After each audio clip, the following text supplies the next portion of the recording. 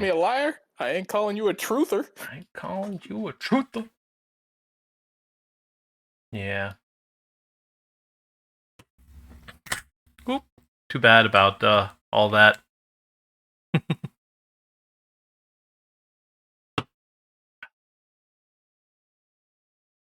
Oh, energy drinks, D&D, yeah.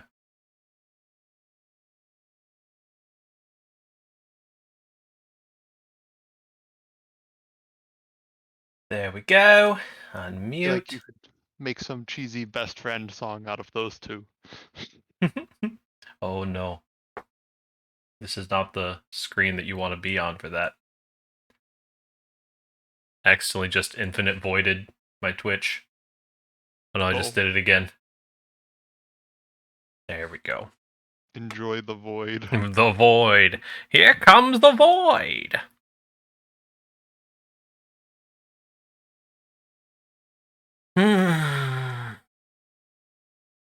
Set unique icons for each role. Server boosting. Here comes the void. Okay. I am ready to rumble. We have camera action. Is my camera working? No, we do not have camera action from you currently, sir. It's a very nice black screen I got going on here. Ooh, we got several black screens, I see. Yes. What are you talking The about? darkness, It's just close up of my boys. face. Listen. Please.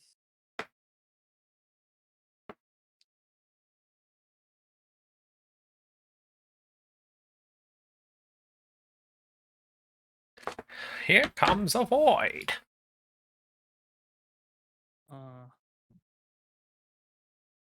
Oh, is it because?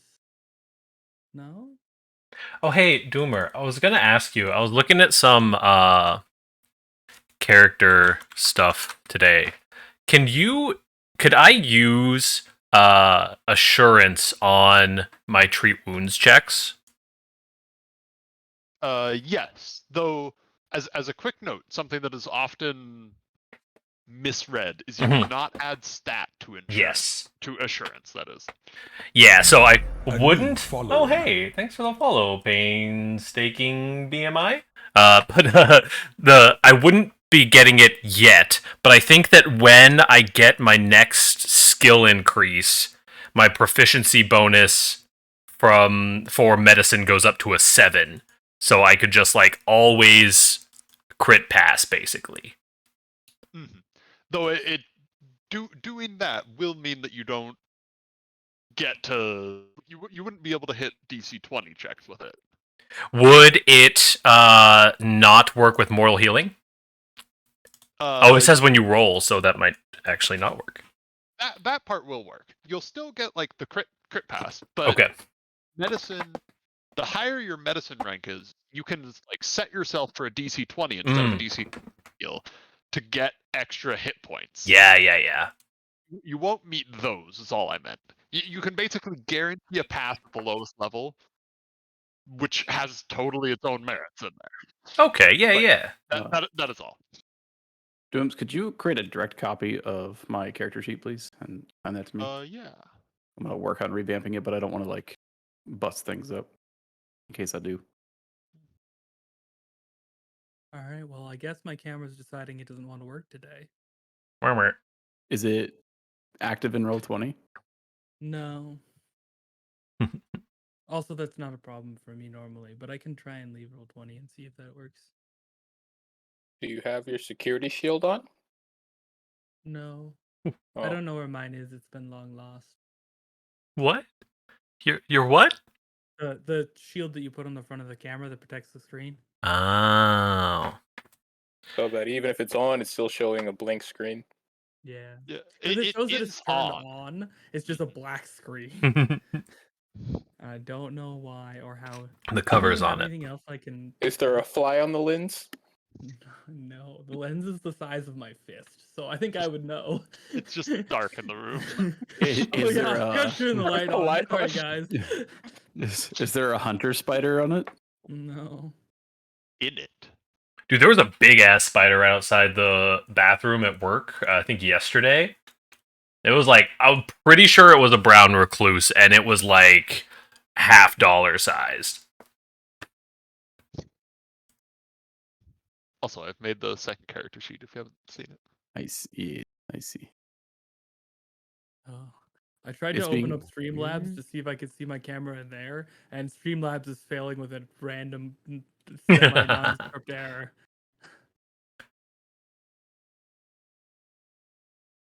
Hopefully, I've healed some amounts of my luck.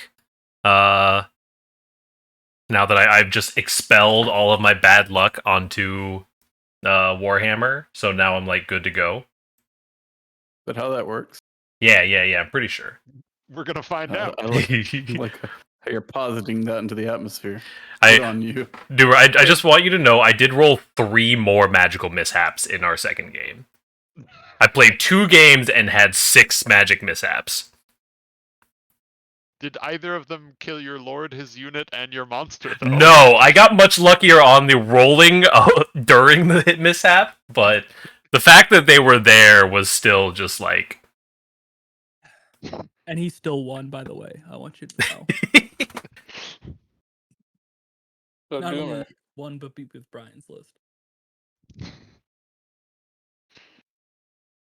So Doom Man. Hmm. I was listening to a post about people's D&D favorite items, like stupid useless items. Have you ever added a stupid useless magical item? Because the one that I found the most hilarious was a cloak of invisibility that narrated every action the guy was doing. Oh, that's good. Yes. I love troll items, dude. I want you to know I have 3 entire encyclopedia volumes full of magic items, and like half of them are useless shit like that. I was like, Like a bedroll that you put people in, and if they fall asleep in it, they decompose during the night. And like, Yeah. all right, okay. I don't call that sure. useless, sir. I do not. That's not useless. That is a very useful God, but item. It's weird as fuck. so I'm just saying, if like 10 sessions down the road, I find a magical cape that does something stupid, I'm putting it on. It's Stupid like magic items are the best. in 5e, the cloak of billowing was a thing. Yes, I like the like as far as the canon one go. I like the helmet that you put on that you can like speak a power word and it makes your eyes glow red. That's it. That's it. That's all it does. There was in Mordecai and Stone of Foes, I think there was just a huge list of like super low tier magic items that it's like a candle that doesn't go out if you splash water on it. It's got like the cloak of billowing, a staff that can make a single flower grow out of the top of it. The cloak of billowing, you give it a command word, and it billows as if there was a light breeze. Which the wand of smiles also, you point the wand at someone and it just makes them smile. The wand of smiles is actually like that's a war crime, I'm pretty sure. Mm-hmm. Let's see if I can. But I like the like Reddit troll items too. It's like the ring of invisibility that's cursed, so you can never unattune to it, but you put it on and then the ring turns invisible. So you're just forever wearing an invisible cursed ring. I have seen a cloak of invisibility in a game once that was basically like that. It was whenever you put it on, the cloak turns invisible. That's all it does. It's the best. So, do we want to get started with a recap on what people remember from 2 weeks ago in our last game? Where the heck are we? I will move this Oh, quick yeah. game position. Precursor. I've got most of the stuff selected, but I am making the new character sheet. So for the slight bit of the beginning, I will be copying and pasting a bunch. Okay. Yeah. All right, Colin, you're Mr. Recap, man. I think I'll take it because I mean, you know, it was my kobolds. We set into motion. The session before last, we had encountered a group of kobolds. I think up here. And oh, it's so nice, such a nice color of red. Look at that. we encountered a group of kobolds up here, and we had beaten them up, killed most of them, and one of them had taken a liking to hack, so we were like, okay, hold on, we can work with this. So we were like, okay, where do you and your buddies normally meet up? And they're like, well, we all just hang out at the Moonradish Patch. Like, all right, we went to the Moonradish Patch and set up an ambush. We ambushed one scout, and then we ambushed the leader, the shield boy, whose name I know because I have a Google Doc with all that information somewhere. But we fought a whole bunch more kobolds at the Moonradish Patch, killed a pretty good number of them, but we got a handful of them to, let's see, Knock 2 is the one that we originally recruited. I didn't actually get the shield guy's name. Heath Great Shield. Great Shield. It was too on I the knew nose. it was very on the Yeah. nose. I was like, yeah, it's like Jonathan, I have a really big shield or something like that. So we fought them. I had a very unfortunate attempted 1v1 that I lost thanks to my inability to roll medicine checks. We're the victors. We write history. Yep. And then we're the victors. We write history to all of the kobolds and broke apart the shield into a couple little pieces. Specifically, I think we so far have broken one piece off to give to Knock 2. And the rest we're going to bring back to like actually craft into like a bunch of necklaces to show what clan these kobolds are going to be a part of. That they're now working gladly for Clan Hack and the magical green dragon Hack, which just has so much wrong with that sentence, but we're here now, so and we kind of talked to Knock 2 about like the surrounding area, and we're going to kind of employ him and this much smaller group now to go around and preach the good word and recruit all of the other these are bronze kobolds, right? Yes. Bronze scales. And we're going to have Knock 2 and his new posse go around and try to recruit people on kobolds on our behalf. And eventually, when they gather enough of their forces, we've agreed to go deal with the suit scales to the south and east of us somewhere, who are black-skinned kobolds that are bad guys. I think that was basically it. Yeah. We had a big knockdown, drag-out fight. We might have done something before that. I don't remember. We were talking about like going back to Oleg's pretty soon. I know that was our initial plan, and then we got distracted by the kobold. Yeah. I think we decided to do the kobold thing first. So I think our next mission is like we're wanting to go back to Oleg's. Yeah, I have a like list spend a of little current downtime. quests in the notes Yeah. section. Avenge the Gripply, monetize the spider forest, investigate these boars that are killing people, cleanse the murdered bog, find the lightning tree with the treasure beneath it, shopping trip at Oleg's, craft and distribute 400 turtle amulets, because we broke up his great shield into a bunch of shards that we can turn into amulets to give out to people to let them know they're part of the new clan Hack. Defeat the Black Dragon kobolds, figure out stuff about this evil Fey tree thing, find Jod's temple somewhere out in the wilderness somewhere, find Oleg's wife's pendant, defeat the Stag Lord, and explore everything and create a kingdom.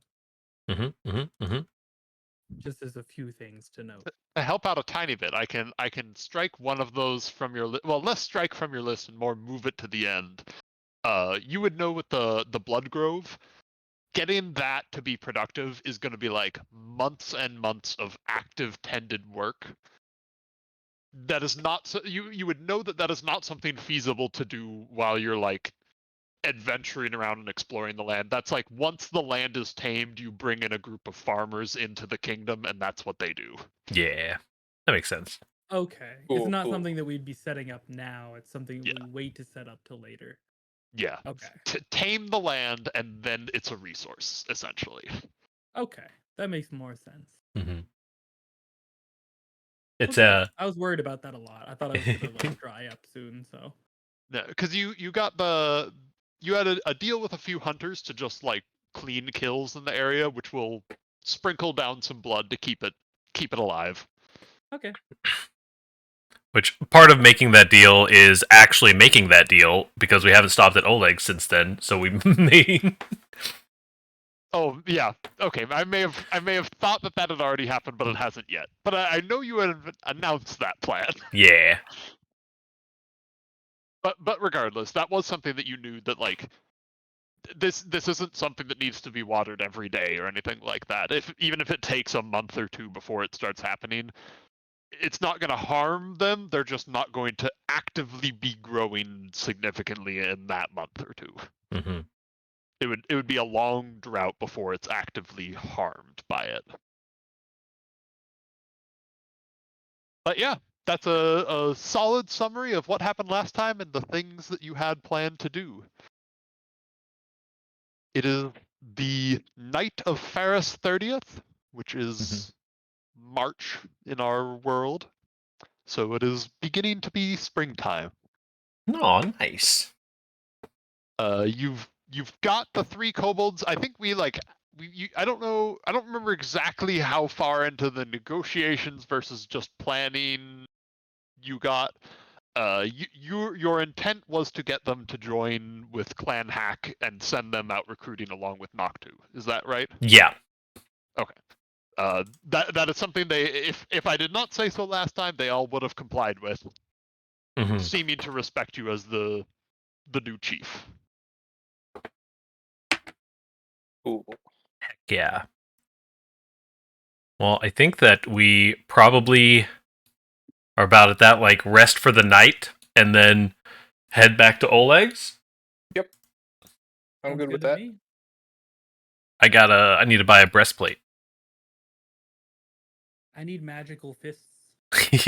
I need my book, and I need if it's arrived, and I need to buy a weapon.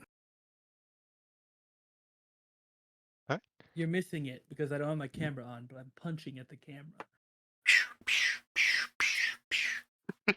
Gotcha. I'll narrate everything that I do from now on. Perfect. I reach for my drink. I pull it up to my lips. I take a sip. We call Only- it the camera of narration. I'll only accept your narration in drawing form, actually. So, Yeah, if Like you could just something that sketch all refreshes of it once every or 30 times a second, perhaps. in color, preferably. Yeah, real time also too, if you can swing it. You set up your camp, and the night passes without further interruption. You find yourself awakened the next day. nice. Also, you're going to have to let me know when the month stops being the month. You got one last day. Morning. 31 days has every day in the Pathfinder universe. Oh, nice. That's completely made up. I have no idea if that's Oh. true or not. They match the real world months. Yeah, so you're going to, you just let me know. 31st here. In 5e, it's like 12 months of 30 days and a 13th month of 5 days. Sprinkled in the centers. Or no, they have these in between holidays. Yeah, they've got like 5 days of the year that aren't actual days, or something like I that. love. It's one of those things that it's just like, it's sort of weird when you're trying to rationalize how that would come to be. Like, how would you arrive at 12/30s if it's not divisible by 12 or 30? By making a mathematical error and trying to cover for it. When you realize that there are 365 days in a year, and then you're like, well, we'd take 5 of those off and make them holidays, and then the rest are months. That's illegal. You can just do it, though. We could literally just do that. Yeah. Anyway, it is the morning. Your kobolds scurry off in the night to carry out the grand vision of Hack. Yes. And what do you do at that point? I think head straight back to Oleg's. Yep. Refresh myself in some water in the area and make our way. All right, you are able to make the travel back without any incidents. Returning to Oleg's as you see the open gates and while few, the couple guards that are stationed there out on watch, still working at putting together one of the catapults, but a long way away from being actually finished, both in Understood. time and supplies. Um. Today I'm going to work on the left leg's front splinter. Oh no. That's all I'll do today. One, But two. as the group of you rides up, you see Oleg. He's currently working at repairing some rotted wood panels in the siding of the horse stables. Though he gives you a friendly nod and wave as you approach. You also spot Jod sitting at a table. It looks like he's got a eaten meal around him and is simply relaxing near the fire. Hello. Hi. Has anything changed or since we've been gone? Is that to either one in particular? It's just kind of as I'm walking in. Hmm. Just like, hey, what's up? What's new? What's happening? Oleg gives the last couple swings of the hammer, driving in a nail before he turns, walking towards your group, and just gives a nod. Nothing much has happened. One of your shipments has arrived. I believe everything you've ordered will be on it. Oh, I forgot we That's ordered wonderful. stuff. Wait, I've been looking forward to this. A book. Amazon. What did I? Did I order anything? I don't know. I do not recall what you've ordered, but I know that it was going to arrive last 2 weeks when I did know what you ordered. Yes, Mhm. I ordered a book. I think that might have been It's all we possible ordered. that's the only thing. Yeah, I don't think I Well, ordered. no, I anything. think Robert ordered some other stuff on top of the book because the book we retcon ordered, and there was something else that Robert had ordered. I think it was like maybe some of your thieves' tool stuff or something like that. Yeah, I was just going We to say, I ended up- vaguely remember Thieves' Tool stuff. We ended up crafting that. Ah, okay.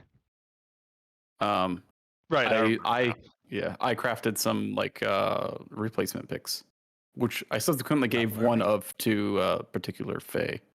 Mm-hmm. Mhm. I should receive a 10 gold piece worth of Bestiary of the Region book. So I should Yeah. have a bunch of able to look up.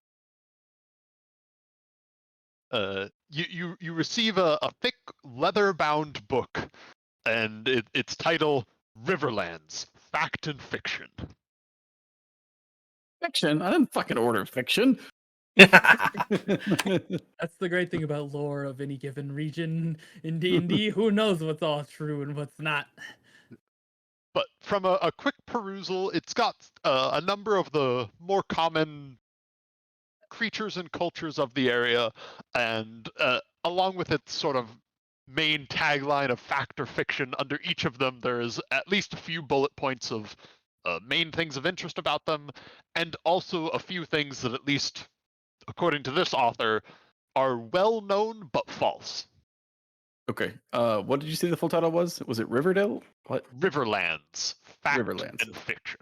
Riverlands is the, like, so you are in the Stolen Lands. The Stolen Lands is a part of the Riverlands. So it's just Okay. zoomed out another stage. Cool. I see. All right. Piece price 10 GP. We have. I don't think we did a lot of looting in our last adventure. I don't think that we did any looting in our last adventure. I have 9 silver pieces and a broken turtle shell. We Much have of, a much of the loot was very poor quality That's fair. things that Yeah. you wouldn't have collected. We fought sellable beasties. loot is a short sword, soap, some rations, and 10 GP of heavy malicious bear traps. Oh they yeah, the we have the trap. bear traps. All right, so the answer is we're still poor as heck. Listen, we're I the haven't poorest spent. rich people ever. We are the poorest rich people ever. I would like to peruse some goods if it's possible. Mm-hmm. You are on this restock. You are able to buy a collective total of 22 gold Okay. between the party. Let me see. And how much is it to get the potency weapons? Potency is 35, I believe. Not That quite. sounds right to me. I have It's 16 possible it's GP. 30, but it's one of the two. And I'm trying to remember. I'm looking for a breastplate? No. Yes. No. What's my dex? Why is life so difficult? A breastplate. Isn't your dex all over the... Oh, wait, no, your dex isn't all over the place. Your AC. It does give me a 12 dex? 5 speed penalty. I have enough strength to wield it. I think it would either be the breastplate, or I guess probably the next one is that's heavy armor. The scale mail, which is just objectively worse in every way. Okay, cool.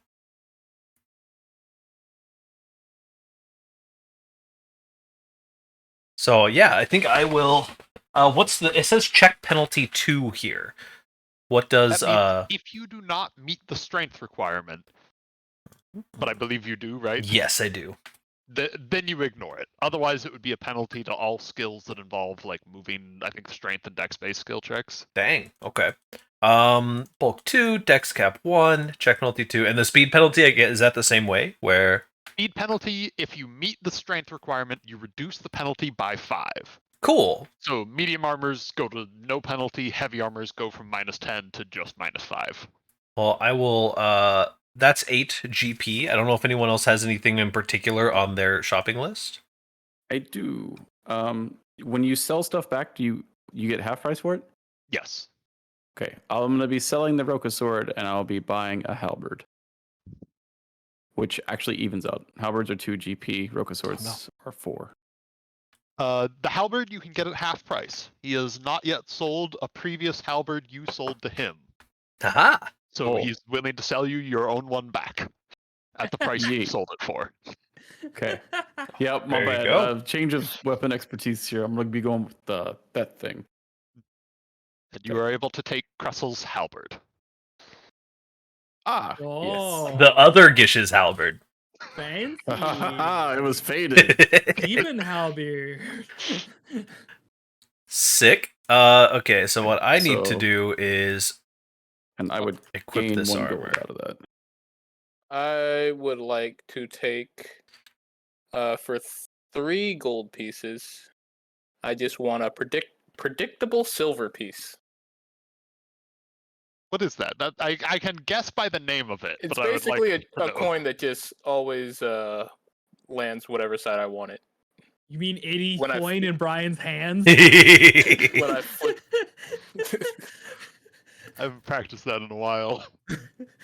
He used to show off that all the time at school. He could flip I don't remember what kind of coin you used to do it with, but I assume it was like a quarter or something. Quarters Coin were to the flip. easiest. I could do other Okay. coins, but not as well. But he Yeah. could flip a quarter so it always landed on the same side that he wanted it to. dang. It, Yeah, it's that's actually basically- surprisingly easy to learn with practice. It's really Yeah. easy. I got a little bit there, but not as consistent as Brian. Yeah, I'd I like mean to do that's something basically slower what it too. is. Is It says if I flip it without calling it, then it just works like a normal coin.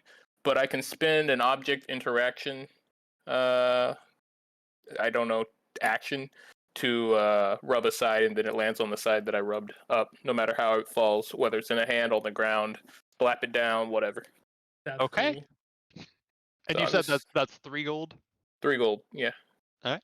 You acquire a silver piece with your 3 gold. Don't spend it. I would like. I go buy a to- soda. Where's- I would like to 20. turn these pieces of turtle shell into necklaces. The basic equipment, if you're just looking for like simple string, something to function, then you can effectively get that for trivial cost. If you're actively looking to make it into like jewelry, that basically has no cap on how much you could spend on that. But I- could Gerrit and I as crafters like assist with that process? Yes. I'm not quite certain if it's like you're just putting it on a string around a neck, or are you making a fine silver chain and like something to hold it, and like what is the level of Here's what I was thinking. that? I was thinking the step above just putting a string on it. So like putting a string on it, but also making each of them round. Each of the the like the shards. pieces. Okay. Yeah. Yeah, you can do that. So it won't be any extra materials to do that. The string is trivial cost for you in Oleg's. And I then think that way too. We also in the future we could like upgrade them with like putting something on them or like a symbol or like something like that. I like it. But I think for now the cheap option is probably the most practical since they're going to a bunch of kobolds who knows if they're gonna lose them or or what. and yeah, especially with 2 crafters, you with a bit of time you'll be more than able to smooth them out. I know that we had talked at some point about purchasing formulas. I do remember that we've talked about that. Yes. That is the extent of my memory on the topic. Me as well. I'm at a stage where since we just hit level 3, I kind of hit like the next tier of a lot of formulas, hitting the item level 3 formulas. I'm not sure how much they cost generally. Is there like any kind of estimation on that as far as like the formula level goes? Just found a table. Nice. Here, I'm just gonna drop it into general.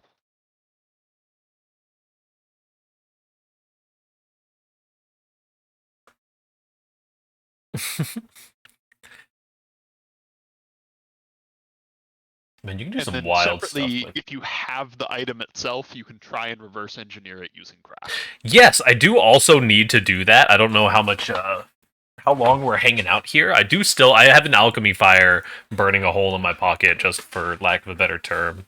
Well, you might want to put a stopper in it, then, dude. Let's see. Okay, that's not bad at all.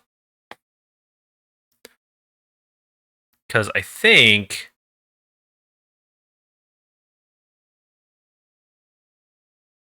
About how long would it take to craft those turtle necklaces? All 400 or just enough to give to the kobolds? Both. The small group, you could have done that like before you even reached Oleg's, just in the downtime during the evening. Getting the full set, with tools they go pretty quickly. I'd say with 2 people doing it, you could probably have the entire set done in about a week. Assuming you're not caring about like truly master craftsmanship on this, just enough to be functional and not bad looking. Yeah, I was just thinking like you'd basically be like the stone grinder wheel thing that you use to like sharpen blades, but you just stand it down into a general circle, whetstone. punch a thing through the thing, and string it up on a necklace, and then do that 300 times. Yeah, would need to be a little slower, just because you wouldn't want to risk like cracking the piece itself. But yeah, it's that's the gist of it. All right. If possible, because this item is somewhat magical, and my guy does not like super magical stuff, could I reskin this predictable silver piece as a coin I've just practiced flipping like you did, and just get good at it? And then every time I use it, roll a d20, and if I hit like below a 5, it fails. Let's see. What would that be fair? Do you have training in thievery? Yes. I will say that with a thievery check, you can call a coin in unusual circumstances. If it's in like an easy, short, predictable flip, it will be a trivial DC that you basically won't be able to miss. But it's harder if you're tossing it high in the air, or like onto the ground or something out of the ordinary. I would never toss it.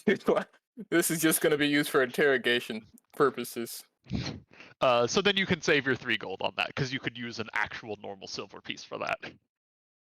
Okay. He's turning into Two-Face. Basically. That's his entire character backstory. Is he's gone from private investigator, normal dude, to being out in the Wildlands and turning into Two-Face.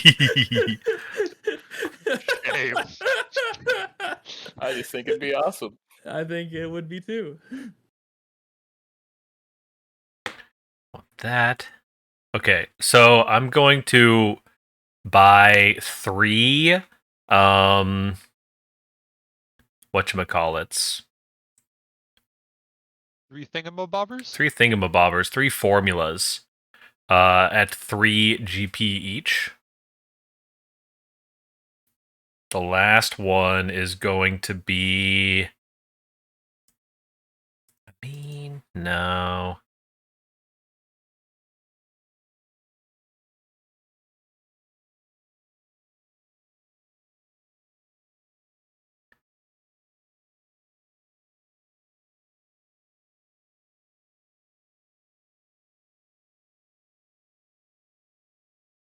Trying to not just directly upgrade the thing that I have already. Actually, let's do this. I'll get an Alchemist Fire, moderate.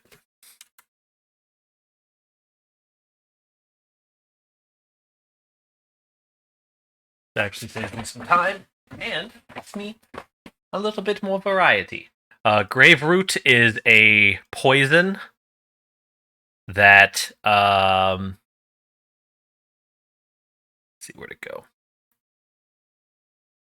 It's basically like an actual weapon poison, of which I only have like the kind of poisons that you slip into people's drinks so far.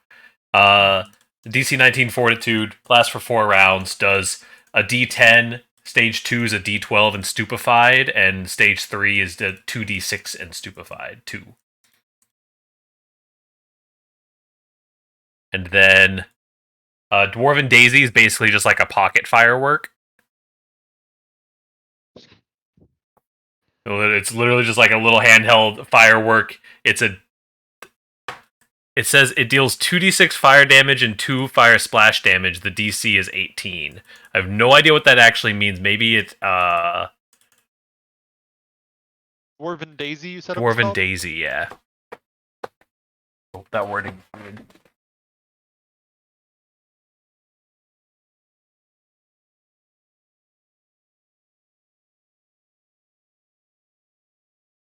So that the text up above, pull off the wrapping in a quick motion that is done as part of the action to strike, does the listed damage and splash, and dazzles on a fort save versus that DC. Oh. The Path Builder, for whatever reason, doesn't care about any of that. It has it for literally every other thing that I've seen, but not that. Odd, but okay. It's literally just like a single line. It says the firework deals 2d6 damage and 2 fire splash damage. The DC is 18. Not terribly helpful, but yeah. So this It's would be a the dazzle. moderate. Cool. So yeah, I will ask for those, and I will spend the appropriate amounts of gold. Total of 18 gold for all my things. I'm going to put something in chat real quick. You can ignore. This is just a test. 17 gold. Okay. Syntax error. Good. Doesn't sound good. Good, good. Good. All right, let's try that again. Huh? Syntax. Good. As far as our downtime while we're here, is there anything specific that we're trying to do? Crafting the turtle necklaces? Crafting the turtle Yeah. necklaces? I think pretty much I'm just walking around the outpost, just flipping a coin and writing in my book. I will take at least some amount of time. I'm probably just gonna do the not take a ton of time and just do the like base crafting bit by paying the full price. and try to make some sun rods. At least one. All right. I'm a little poor, so I'm probably just gonna make one. Toss out a crafting roll. Also, I forget, if you get better at crafting without taking any specialized feats, do you get faster at crafting or more effective at cost reduction? Or both? So the minimum time it takes for crafting an item that you don't get any discount on, just making an item you can't find otherwise, that time does not go down without feat investment. Mm-hmm. But in terms of it would take 3 weeks to craft this suit of armor at half price, just random numbers throwing out, that time does go down with just proficiency level. Okay. I got a 16.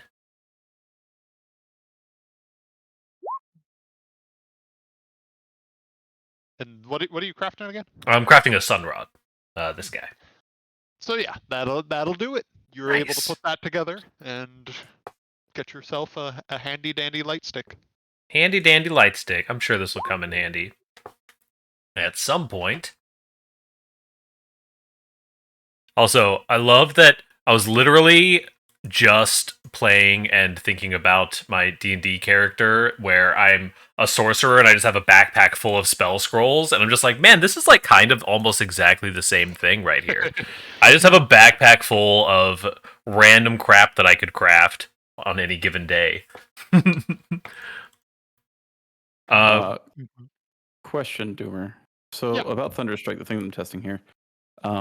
So it reads specifically, each creature within the 15-foot cone must make a basic fort save against your spell DC, or take 2 sonic damage. It heightens by 1 for the level, so we're level 3, so they would take 3 sonic damage. On crit failure, the creature is also knocked prone. On crit fail, would it also double the damage? So crit on spells, crits do not have any effect beyond what they state. So if it Okay. is intended to double the damage, it will say it, or it will say make a basic reflex for it will. The word basic means double on crit fail, half on pass, none on crit pass. Yeah, so it does say basic fort save. Okay, if it says basic fort, then yes, they will take double on a crit fail. Okay. So if they succeed, they would take half damage. Correct. Okay. Cool. I think that is coded correctly. All right. To catch up a little bit on the price, we should probably sell off the party stuff that we do have, or at least split it out. There's 10 GP of heavy malicious bear traps. Do we have any trouble selling that off? Oleg will actually take that at full price. As a hunting trade post, bear traps Very is something fair. he is always in need of. Yep. Okay. So we each get 2.5 GP Nice. for that. Are we doing away with the party fund? Or I forget what we were doing. No, we have party fund currencies. We currently have 17 gold, or 7 gold, 18 silver, and 52 copper sitting in our party fund. We had actually just split up a lot of gold. We gained some gold handouts from the previous thing that we actually just recently added to that. But I think I'm making a move towards 35 gold in an effort to see how quickly we can get there. But I'm definitely not going to make it this time around. Mm-hmm. For your personal gold? Or the party for gold? personal gold. No, for personal gold to get a potency weapon. Ah. Good to know. So no deposit into the party funds. We probably try to sit down with those hunters and just let them know, if they end up in that area, to go clean their kills in the blood trees. They are not at Oleg's at the moment, but Oleg will agree to spread the word as hunters come by. Nice. I think that's pretty much the extent of what we have to do here. Also inform them that the evil hunter has been dealt with, and that the area to the southwest is also huntable. Mm-hmm. Oleg makes another promise that he will disperse this information as people come through. I have a question. Yeah. How feasible would it be to do something like pay for a crafter to come live at Oleg's from like the city or something or nearby town, who could just like craft simple stuff for us while we're out adventuring if we bring him the like either like stuff or the gold cost for it, but just like have someone so that we can have what we can keep adventuring while we're crafting some smaller stuff like that aren't more like big projects we care about. It's definitely feasible. It is something that they would expect to be paid even if they're not working. Mm-hmm. So like if you have them, if you only needed it for one quick job, for instance, you probably wouldn't want them to stick around after, because there's not a whole lot of reason for them to be there otherwise. So they would expect payment whether you have tasked them or not. But if that is something that you would find acceptable, that you'd likely be able to get someone. Oleg's is still within the realm of safe civilization for the most part. This is good. You won't need to find as many brave people as to venture into the stolen lands. I guess the second part of that question though is that even something that's like, although it may be feasible to physically do, is it actually make sense to do? Like, could we just always be more cost effective to just like buy the stuff from the city and have it shipped to us? It would be more cost effective to do that, but it might not be more time effective to do that, depending on what it is. And also, it's a decently long road, and you haven't run into problems so far. But it is sort of on the fringes of civilized land, and sometimes carts with a whole bunch of goods on them don't make it when they travel on the fringes of civilized land. Okay, here's the plan. We build a Okay. castle, get a Oh. standing army, have Okay. a standing army patrol the region. They Right. protect the roads. That Yeah. can safely ferry goods to Oleg's for us to pick up. This is the Yeah. plan. All right. Yeah. Discovered the secret. The secret of these lands. Yeah, okay. All right, that doesn't Cool. necessarily seem like something we want to do right now then. Maybe in the medium term, but maybe not right away. I could technically just have like grabbed up all these turtle shell bits, put them in a bag, ship them on a cart heading back to the city, have some random nobody craft them into something that looks half decent and have them ship it back to us and spend a bit of money on it, but like Yeah, but we have 2 crafters in the party. We're not super worried about like downtime right now. Like I'd be happy to craft it, or I think that Kalat is free right now. Yeah. Because I'm going to be crafting. I think it'll take me a week to craft this sunrod.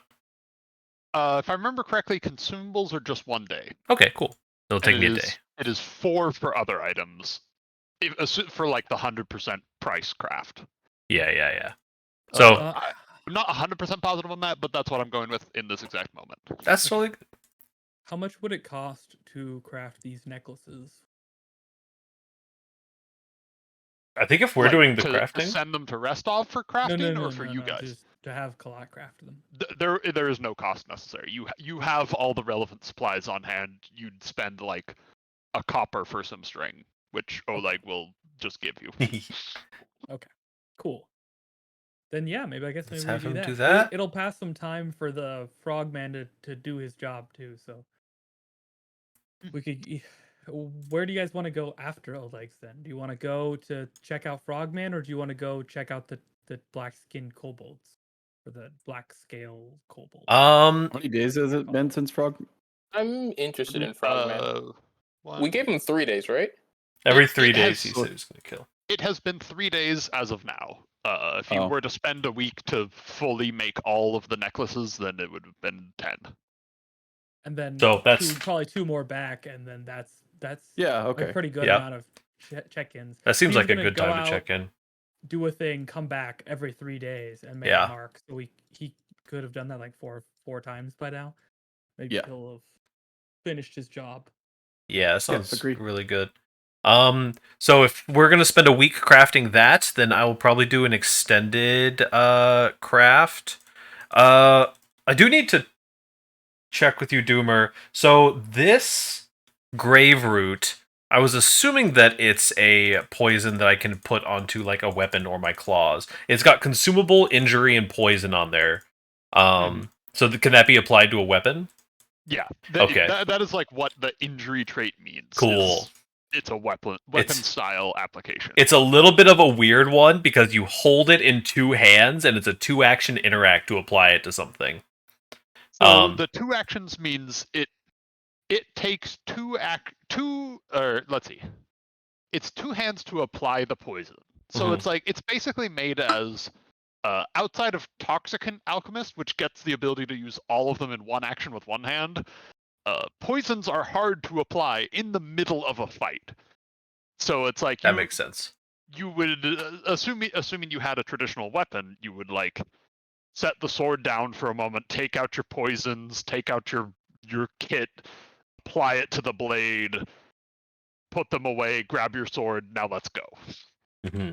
Something that would be very difficult to just like while people are attacking you, drop your sword to pull out your poison kit to apply to it. Got you. So I think that I'm going to craft some of my grave root and try to discount it. Well, actually, never mind. I have less. Just as a real quick note, if you are also crafting something, it will extend how long it takes to do the necklaces, because that figure of a week was based on 2 people doing that. Not to say you can't, just it will take more time than it would otherwise. That's totally. I'm going crazy. I'm totally fine with helping with the crafting process to speed that up. Gerrit, I'm crafting 200. That's what I signed up for. You're helping with the other 200. Yeah, that's totally fine. I'm actually just checking. I'm literally checking my VOD because I think I just typed my gold in wrong. Consult the records. But yeah, we can craft that. Would you like us to make some kind of check for that? Yes, and I'm currently cleaning up a spill, so just tell me the number you get. Also, Doomer, when you get the chance, can you archive the first Kalat? I will do so. Oh my god, a perfect 20. Oh. As a quick note, I'm not actually familiar with the archiving system in Roll20, so what I'm going to do is I'm just going to remove it from your journal, and if you ever need it again, just let me know and I can add it back to your journal. Okay, sweet. It's the first one that you want gone, right? Yeah, it's. Okay. I still have it named as squared. I'm about to delete that once the other page goes away. What is happening?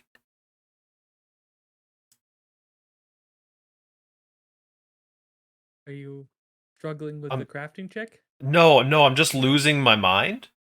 Okay. There we go. I'm at 7 gold. I often also lose my mind. Every time I've looked at my gold, the number has been different the last couple times I looked at my gold, and I'm very confused about it.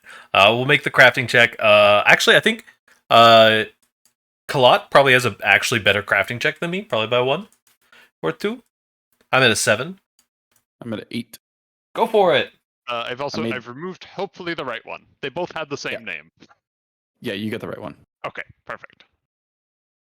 I have made it. It is 20. Nice.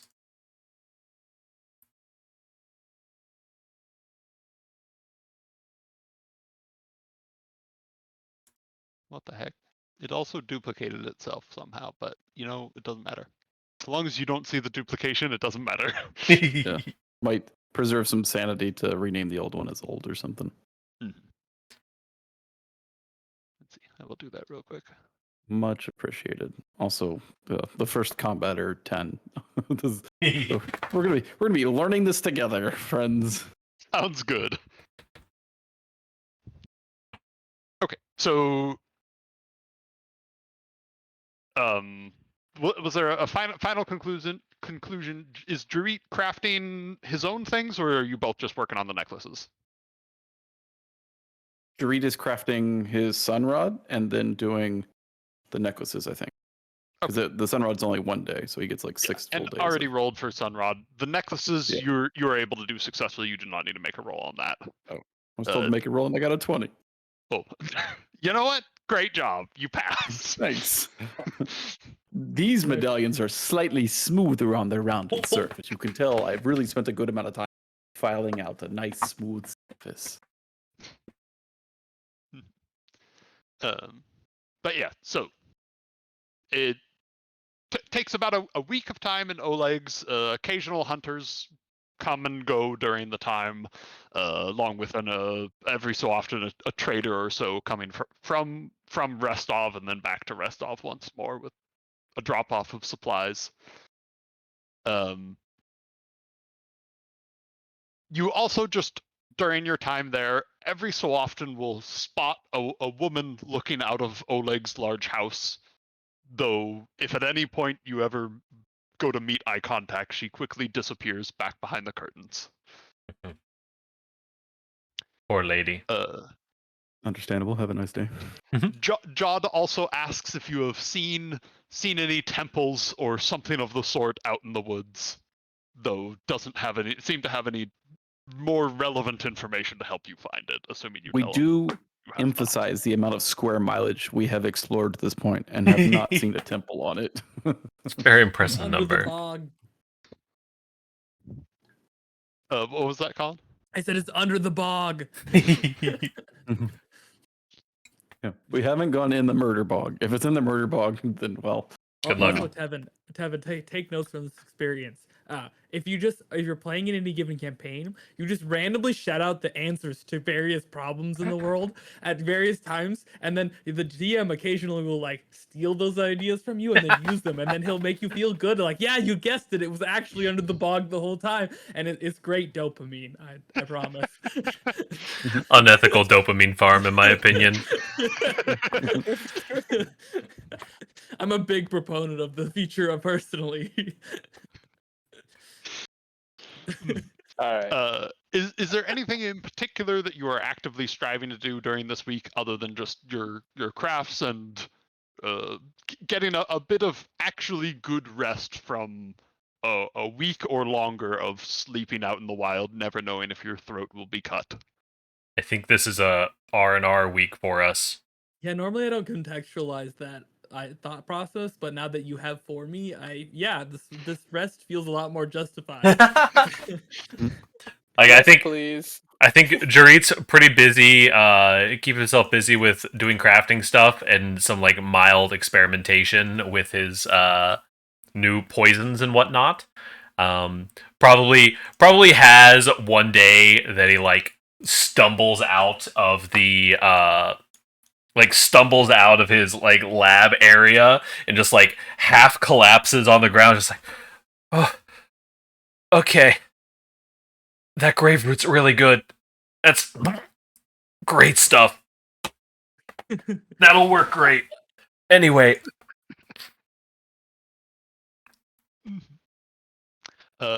Also, during your weeks,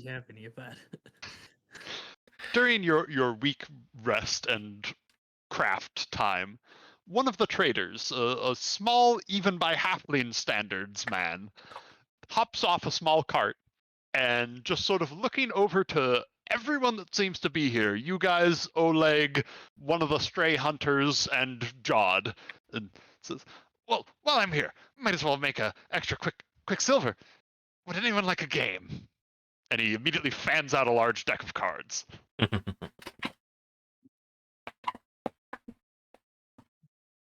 Sure, I go play with him. Eyes the man up and down, but doesn't make a move to play. I'll go play with them. Silver lot buy it. is And he tosses 2 silver pieces onto the table. Well, I tossed mine. Oh wait, no, I can just use any silver. Yeah, I'll put 2 silver pieces out. Remember not to spend your silver piece that's actually worth 3 gold. Immediately puts it in your the very bag. first opportunity. Like, Yeah, but no, this isn't the one. We put it back.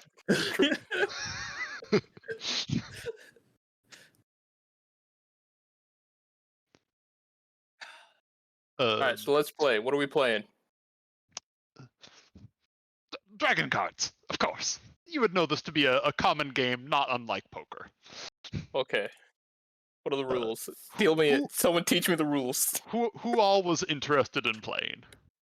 Or in I would. tossing in coins, I specifically. would. I would Look at Wave and be like, what are you, chicken? No, I am an Azorketti. This doesn't Okay. seem to be my kind of thing, but you do whatever makes you happy. Oh, get over here. We only have so many days of rest. Might as well make the best of them. Gerrit and Kalat? I guess if I'm going to get used to living up here, then I probably should figure out how the culture works or something. But That's the Yes, spirit. come to the table, come to the table. anytime I saw any of the men in the bars I visited play something like this, they always came out less happy than they sat down. But One of them doesn't. I will play in. The small halfling gives a rapid clap and then looks over towards Kalat. I will join You! for a hand. Yes. Sir, how And- did you get so small? Hmm? Your height. You're barely up Tall- to my knee. Taller than me, mother. That's impressive. Gerrit comes and sits down. Seeing that everyone's at the table and this is some nice team building exercises, Gerrit sits down and is like, I bet you he lost some in a bet. A couple inches? The halfling gives out a loud, boisterous laugh at that. Oleg does not participate, though Jod, while not sitting down, does step over to watch with a smile on his face, and two of the hunters at Oleg's at the time both sit down, tossing in 2 silvers each. John is a holy man, right? Yes, he is a priest of Aristil. Holy man, I did not know your kind typically participated in these events. I'm not here to participate, but I do wish to watch. It is Interesting. an act of community, and if there's anything Aristil stands for, that is it. I learn something new every day, I think. Jod gives you a And kind these. smile. And Gerrit blight bombs the table. Don't mind these. Bitches, I win! My money!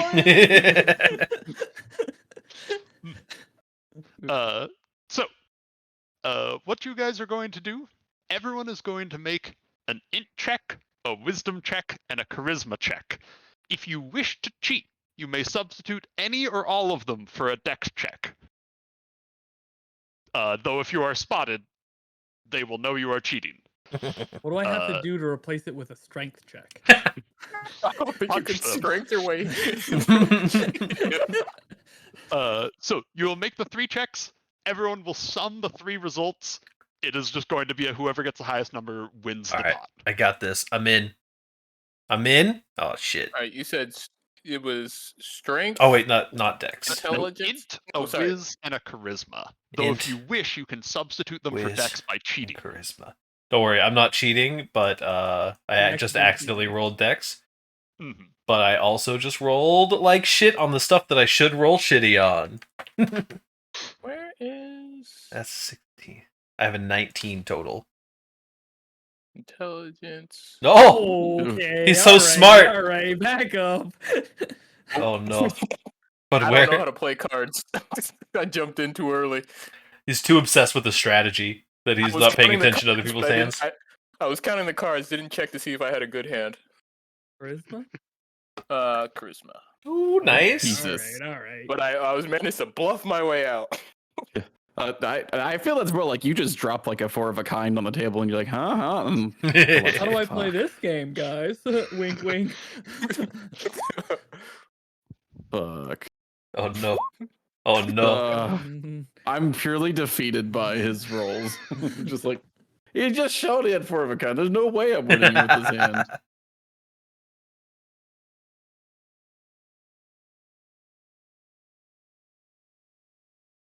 Huh?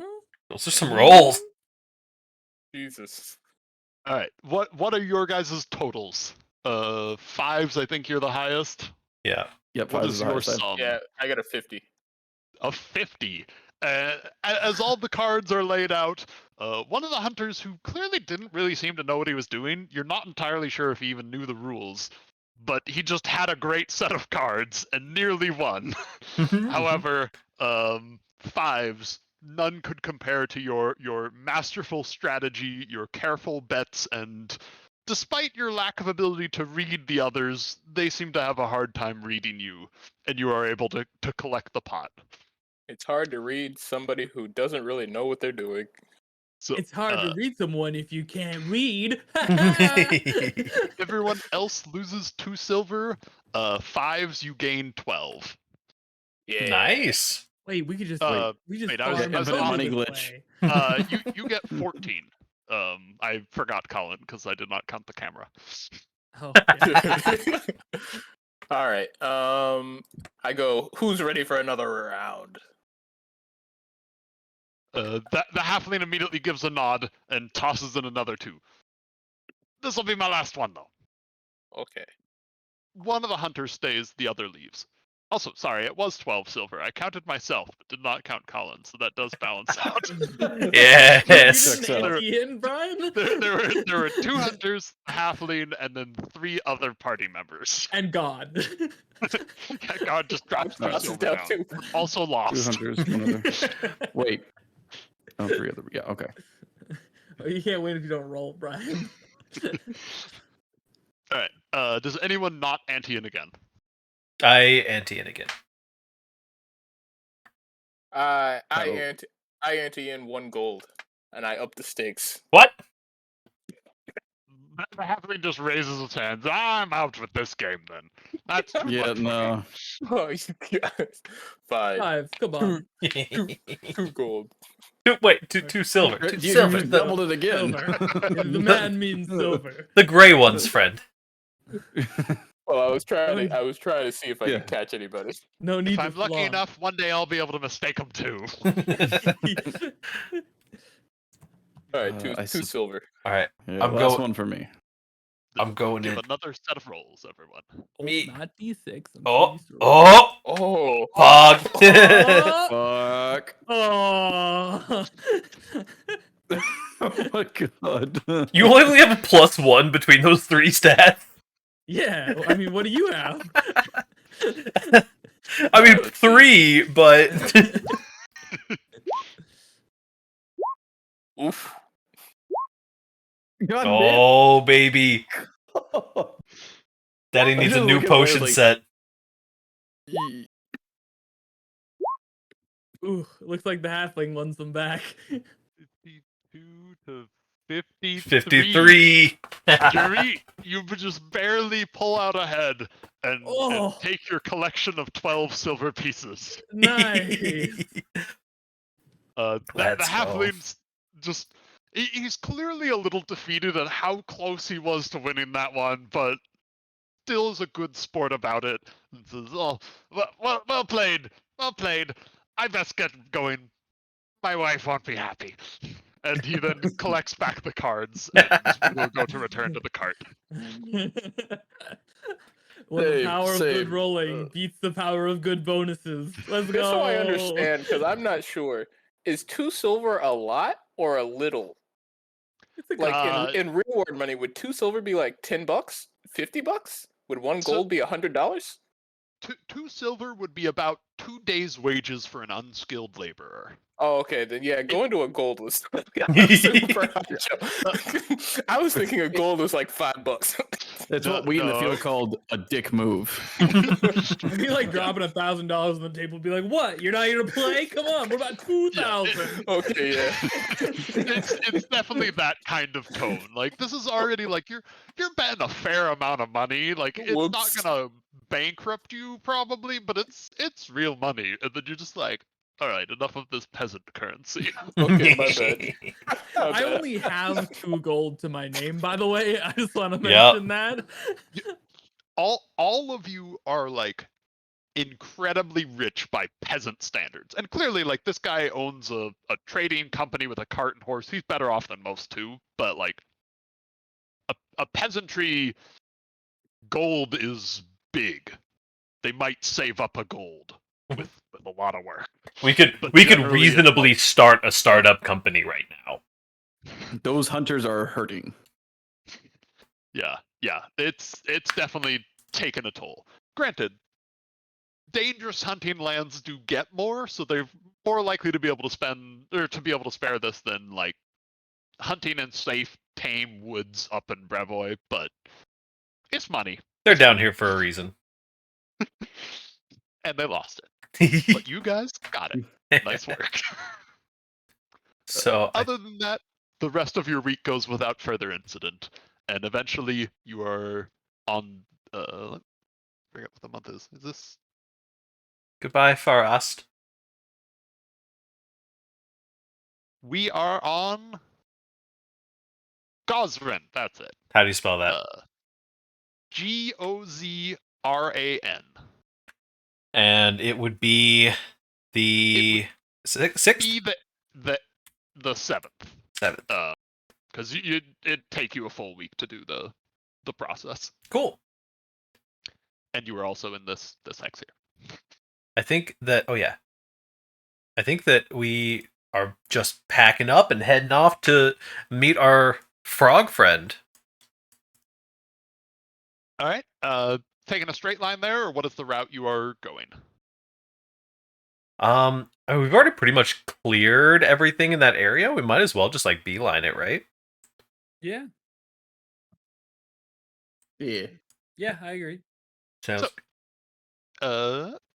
You are able to.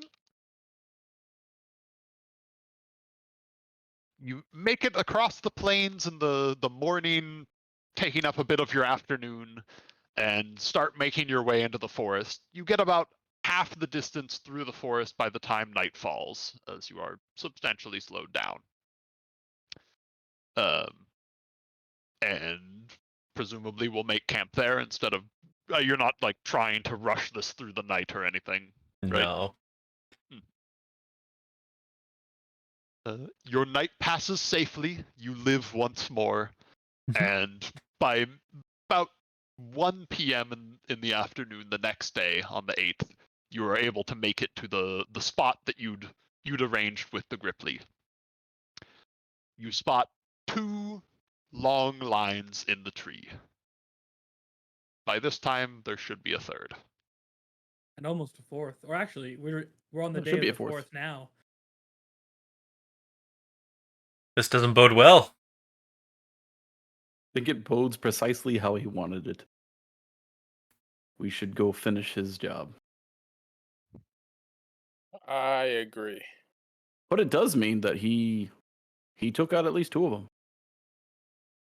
Well, we don't know he Two. took him out. He just managed to fight and escape, right? Yeah, he had 2 successful raids. Yeah. Mm-hmm. All right.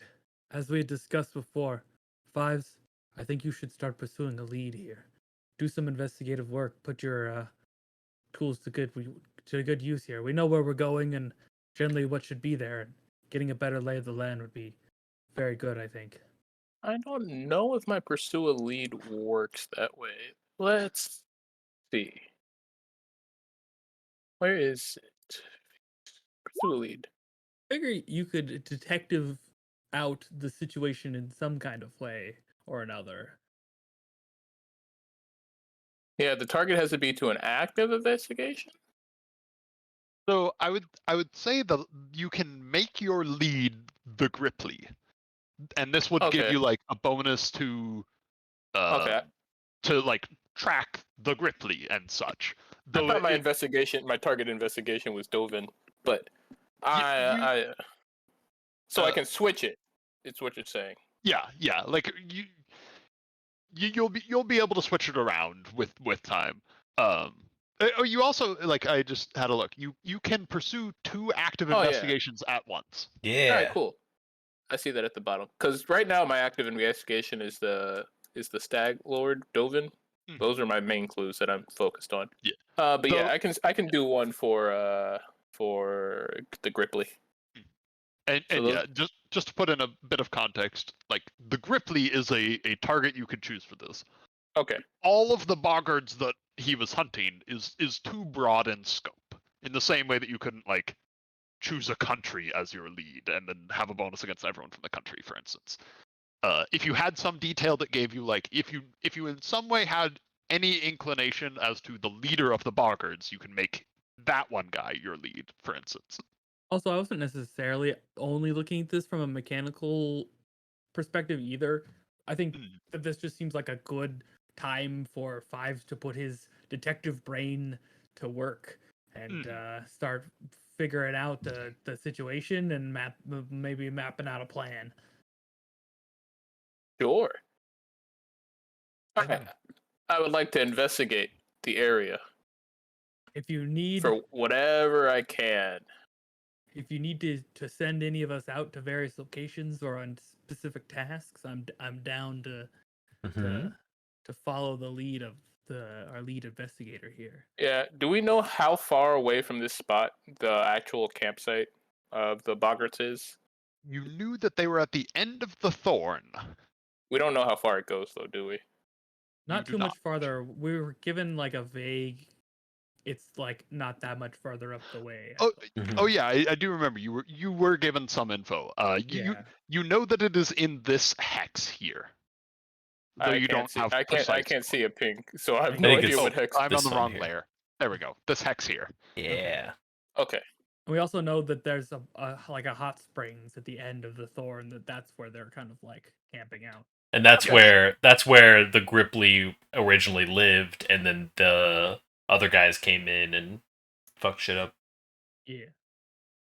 All right, then I guess I want to pursue a lead to find out like the path that he was taking to get in and out, because obviously he made it back twice, so he must have found some way to get close without being super noticed. Give me a survival check. You will have a +1 to this roll. Well, +1. 11. So 11. You're so let's see. I'm not good with nature, guys. You're good at being able to like mentally analyze what this Gripply was likely thinking, what the likely options he would have made were. Though you can tell your own skill in actual tracking and doing this yourself is lacking. But I will say that you can basically pass that +1 bonus on to someone else who is skilled in it, and this would basically be like, you know that I'm you're the trying brain, to track where they are, Yeah. and then like they're following the steps, and if they get lost, you're the kind of person who'd be like, well, knowing this about the Gripply, the way that he would likely do this would be X. That's exactly what I was gonna ask. Is like, could he like lead investigator, kind of like use us as his team to follow out the pursuits of our expertise could be utilized with his. Yes. Okay. Cool. So other people may make a survival check using the +1 bonus from the lead. All right, cool. Charisma Who's check. next? Everybody follow me. All right, quick. Who's our survival guy? I Me. think that's Oh wait, Kalat, you yeah. actually have survival now. We just Yeah. he just got it like I've had it- last level, didn't he? I got it at level 2. That's my fighter archetype. Got me Oh, survival. okay. Wait, I thought there was one that we all were terrible at. It was survival. Or no, it was nature. It was. It was maybe his nature. Well, yeah, I just There's picked a up few nature, in and there. then he just picked up survival. Okay. Yeah, We're and getting you were there. the only one with nature, so before that, no one had it. Yep. Well, I'm Okay. the only one with ocean lore. Very Alright. fair. Right, so I survival guess, with the bonus of +1. Yeah. Yep. Oh God, we're doomed. Nice. Oh no. Listen, the bonus was there. The normal roll wasn't. Also, not in any way DM suggesting to use this here, but just because it's been a while since we have mentioned it, one thing just to keep in mind is that hero points are in this game. Oh, right.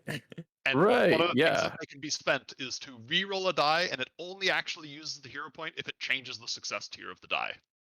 Oh, okay. I'm gonna go ahead and do that because I got 2 hero points. Also, Alright. I forget, how do you get more hero points again? Just doing cool shit? Yes. Okay. You are also capped at 3. If you get one when you're already at 3, that is just lost. Where? We're all at 2, right? I don't think anybody's used theirs. I Nope, was I'm at at 3, one. but I used 1. Wait, how did you get 3? Not everyone started with the same number. Oh, okay.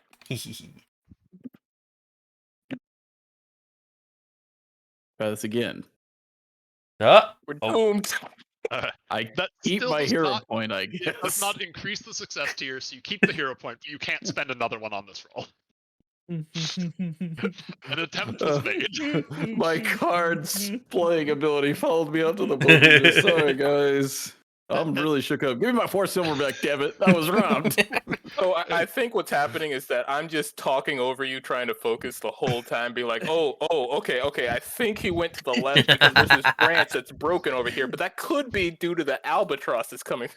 You step I over create a some of the diversion tracks and walk like, the other ruin way. them.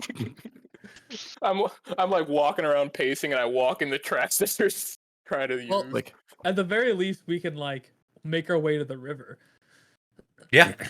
So, Kalat, you are a competent tracker. You have great skills in this, and especially with Fives' knowledge, you had solid faith in your ability to follow this. But a Gripply is very light. Its footsteps leave little fall, and the mere fact that he was able to carry out 2 raids successfully means that he certainly has some skill with stealth and evasion. And he seems to have evaded you as well. Makes sense. That explains how he was doing it. I was like, okay, so we've lost the trail. I say we just keep heading in the direction. Maybe we'll find something. We know the and end be goal. able to pick it back up. Okay. We just have to be careful not to, walk What if- into an ambush or anything. Does like that. does What if our they fancy all- new book have anything to say about the Boggarts Boggarts? and stuff. One real quick moment. I flip open the book and I read the chapter on Boggarts. Robert, give me just a flat D20. No modifier. We're doomed. We're getting better. Improvement. That's what it's about. If you take the raw numbers of my last 2 rolls and then square them after adding them together, you get this number.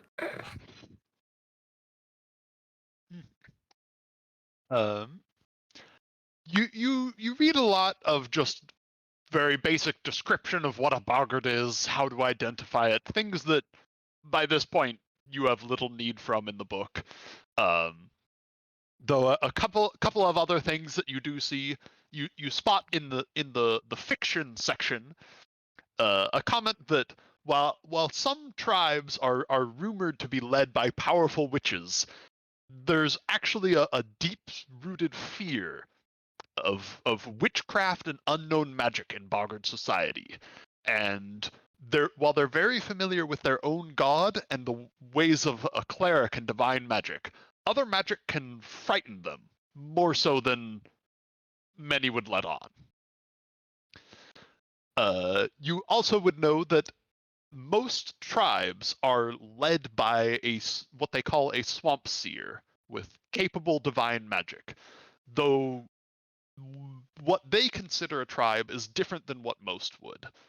Their actual tribes are very large and usually widespread, so any individual grouping is more likely just a small shell of it, unlikely to actually have their own true leader with them. Okay. That's worth knowing. That might be something that's makes the investigation portion a little bit more worth it if we need to track down the rest of the tribe after we wipe out this one. Do we get anything A around? tiny bit more detail just on that bit. Okay, sorry. The full tribes tend to be in the 400 to 1,000 in size. Lightweight. Okay, carry on. Yep. Robert, you were saying? Oh, I was like, do we get any like specific knowledge around like their combat capabilities and prowess beyond like what we already kind of knew? The gist of it mentioned in there is only in broad descriptions. They tend to be stronger than an individual man, but gives little beyond what you've already experienced having fought one. Okay. Yeah, so I would relay this information. I'm also going to go ahead and request that before we get any closer to them, that I get a day to prepare spells to become more witchcraftian. As I can augment certain spells to really go out there and try and be a little bit more witchy than what I normally prepare. That seems kind of like fine by me. I can make some preparations myself. Yeah. I should also realize that I could be spending gold on getting more spells to my spell book, I would presume. So I'll hit that up the next time I'm in town. There's reason for it. I think like chill touch would be one that they might respond well to. We go ahead and get that prep. Also, I fixed the sunbursty thing, and then as soon as I selected the ruler tool again, it re-sunbursted. Now I have no idea. I have not seen that before. I can't see like certain buttons on the screen anymore either because they just have turned to the same color as the background. Oh no. Have you tried just reloading? That's what I did, and it fixed it, and then I clicked the ruler tool, and then it broke again. Oh no. It's rude. All right. I really like the idea of Sea Surge being thrown into the witchy vibes, but I've swapped out preparation for color spray as well. I don't think when we encountered them last time, did they use any kind of poisons or anything the last time that we encountered them? There was like the gooey stuff. Yeah. The one you fought, they did not use poison, though the slurk had copious amounts of slime emitting from it. I hated it.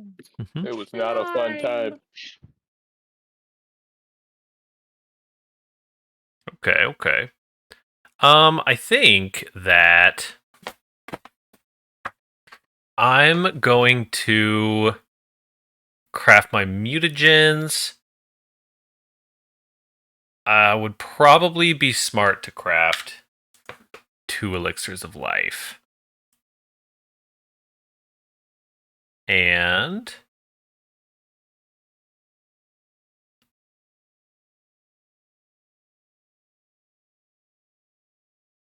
yeah.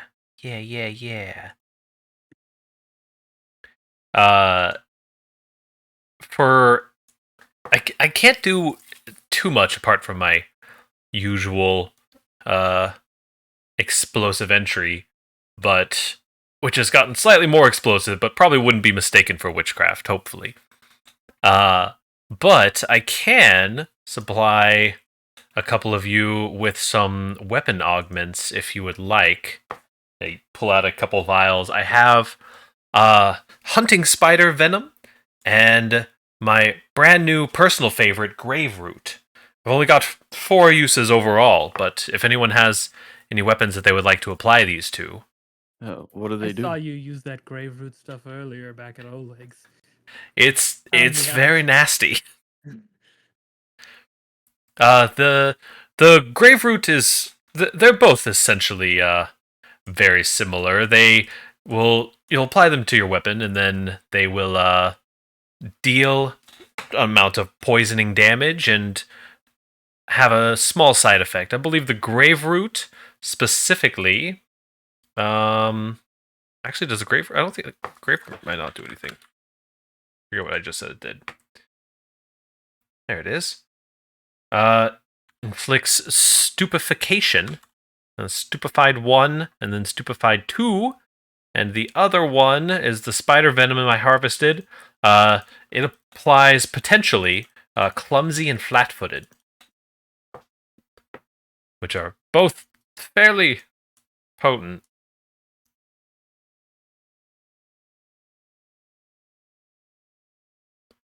I'd be willing to coat my weapon with it.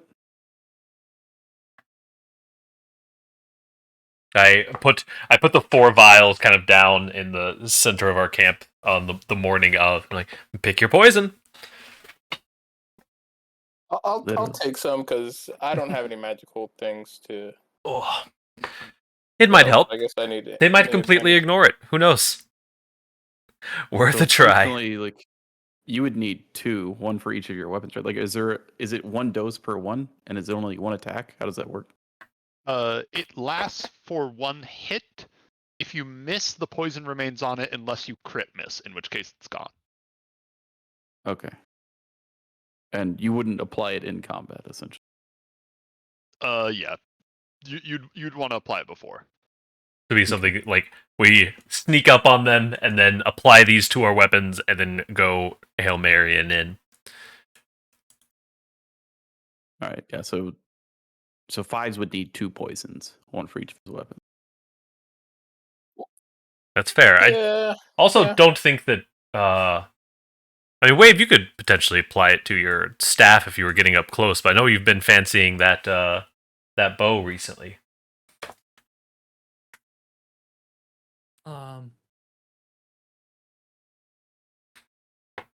Would non-lethal attacks typically apply poison? Though in this case, I probably won't be using non-lethal attacks, but They could still apply poison. Non-lethal can still be wounding and cutting and causing damage. It's to their thigh instead of neck. and the poisons themselves aren't lethal. Don't actually remember what poison is, what it does specifically. So maybe. I assume if the poisons do damage, they are lethal. Do both of Yes. them do damage? Yeah, both of my poisons do damage. Okay. That doesn't mean I won't use them for the situation, because like I said, I will be using lethal Is good to force know. against these frogs, but it is good to know. I won't touch the root thing, but I could try using the other. For sure. I'll use whichever 2 you don't use. We'll give you Or- 1 or of up to each, you. and then I'll choose the root. Okay. So spider poison and the root poison? Yep. Here This is is basically Grapefruit. just a works for today kind of thing. Basically. The spider poisons are actually, they just exist, so those are consumables. The grapefruit I made with my daily preparation. Okay, so I'll put down spider poison in my item. Spider poison. Bam. Spider poison, ma'am. Bam. All right. I guess we make our way towards the river then. Oh, so also mechanically, by the way, I figured like the witches are probably like using more of the occult spell list. So it turns out my higher level spells are mostly arcane and primal. Color spray and chill touch would be the occult ones that I have available. So that's what we're going with. Witchcraft. I mean, do you think frogs can tell the difference between an arcane spell and a witchcraft spell? Or cult Not if they're spell? exploding by it. I think probably, it but- seems like they fear both pretty equally, Yeah, fair. as long as it's not divine magic. Then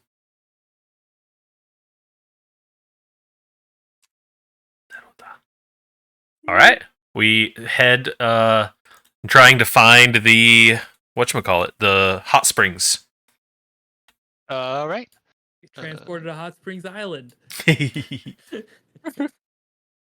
And I'll be right back. We're actually gonna call 3-minute break here. Cool. We're running bathroom. 3 Break minutes. time. Talking about 3 minutes. Food.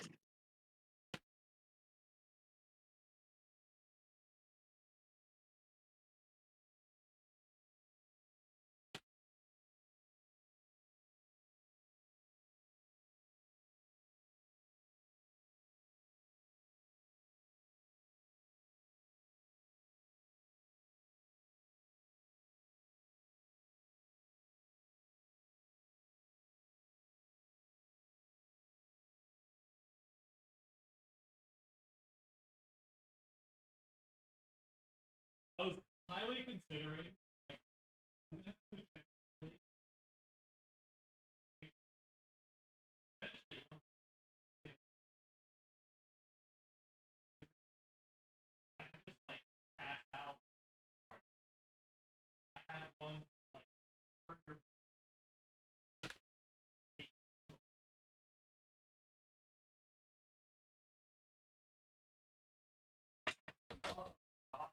Oh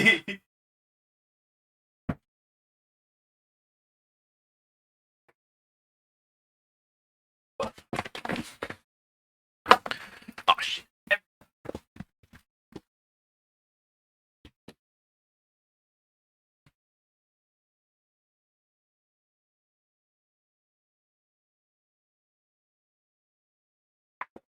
Also, I don't know why Discord is struggling so much today for stream. Normally, if I alt tab out of Discord, it will like stay properly live updating, but now it freezes after like 2 minutes.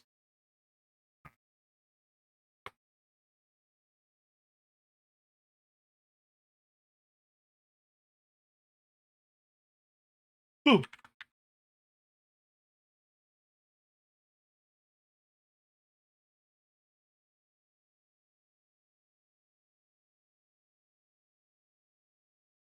I return. Welcome back. No.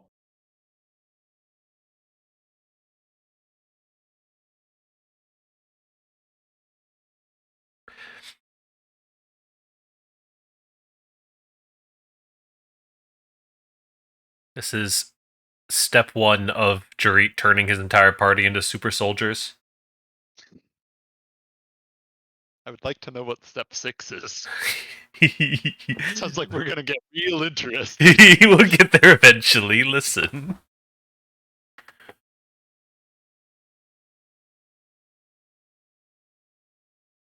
Like, I think like step 4 probably is starting to hand out mutagens to people. Mutagens for all the warriors of Hack Empire.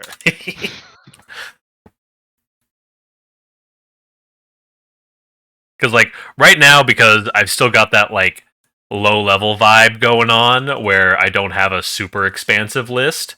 It's like I'm missing out on some of the really cool mutagens because I have all the very necessary ones. Mm-hmm.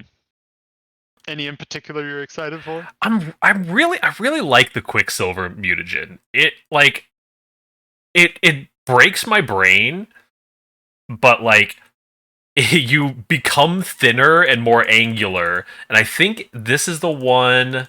Let's see. You take damage every time you take damage equal to twice your level, and you can't recover hit points lost this way while the mutagen lasts. And you make a -2 penalty to fort saves, but you have an item bonus to all of your stealth, thievery, reflex, dexterity, and a bonus to your speed. Mm. So like if I was to make one right now, you get a +2 bonus to all those things and a 10-foot movement speed bonus. Oh, 10 feet's no joke. Yeah. Or like the silver tongue mutagen that does what it says on the bottle, basically. Makes you not very smart, but also makes you really, really good at talking to people. Apparently, all your failures and checks to recall knowledge become crit failures. I'm back. Welcome back. Hello.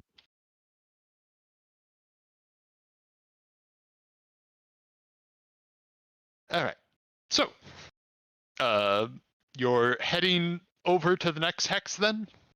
Mm-hmm. Aye, Yeah. Captain. It's already midday. So you would expect to hit night and probably rest by the time you're nearing the edges of like this hex forest wise. Do you want to press on and try and advance in the night? I mean, I if can't think of any reason necessarily to. Do we have Would one? I? we Would could, I have found another clue that I could pursue a lead on? Or I would have only gotten that just because we saw the slashes. You still have that clue, though you will not be able to make another survival check to track Okay, then never without mind. I mean- something else of significance. if Okay, we then never can mind. find it soon-ish, we could push through for a little bit and potentially have the advantage of fighting at night, although I'm not sure if they have that advantage or we do. Would certainly be more of a surprise. I do I'm- not. I'm certainly more powerful at night than I am during the day, especially if we have access to water, which it sounds like we probably will. I But- am. basically useless. Do Boggarts have dark vision or night vision? Does the bestiary say that? It did not mention. Some entries are more expansive than others. I do have the sunrod that I crafted that will provide us with a good amount of light once we get into a fighting situation. Yeah. I think we're probably better suited to night fighting than we, but maybe I don't know. I think two of us have low light, and one of us has dark vision. Like I think that if we like actively use the sunrod, then because it's bright light in a 20-foot radius and dim light for 40 feet. Like even if we just like hit it and then chuck it into a camp or something like that. Or like stuck it in Five's shirt or something. Let's stick it in Five's backpack. I think this is a pretty good situation to press on and like try to see if we can get a night ambush in. All right, I'm down. All We can right. try it. If it doesn't work, we can always. I will need you retreat, guys heal to up, back and me come up. back in the morning. How far can I see with having no night vision bonuses at all? In the dense trees, basically not at all. Okay. You guys are gonna tell me where they are. When you're in areas that are a little more open, like you would naturally expect hot springs of a bog to be, you'll have some moonlight and some starlight, at least if current clouds not being there holds. Okay, my only purpose may just be to pursue leads this whole time. I do pursue leads. Do shared stratagem. I do. Oh, go ahead. Sorry, I do pass you a sunrod. It's basically a gold tipped stick. It's a maybe 1.5 foot rod with a gold tip after it. And I say you just smack the gold end of it, and it'll shine bright light. We'll be able to see no problem. But until then, follow that one. He can actually see everything right now. The issue is, sure, I will be able to see, but then they'll also only see me. I assure you, they'll be seeing us too. Okay. I believe in your ability, Fives, to create a perfect distraction. Okay. One other note: you currently are on horses. Mm. They cannot see in the dark. Would you like to leave them, or are you going to be traveling with a light source for now? We could also lead them, right? You Set of could rods. lead them, though it That's will the take thing, longer to walk on foot, and there's Mm. a decent chance that it may be morning by the time you'd get there. I also just I don't know that I would personally be willing to like try to lead a horse through a jungle at night, because that's how you get a horse with a broken leg who can never walk again. I think we could tie the horses up here, and then as we were like planning to go into a combat, and Yeah, that's fine. and then push on through some of the night. All right. That makes sense to me. Let's do it. All right. So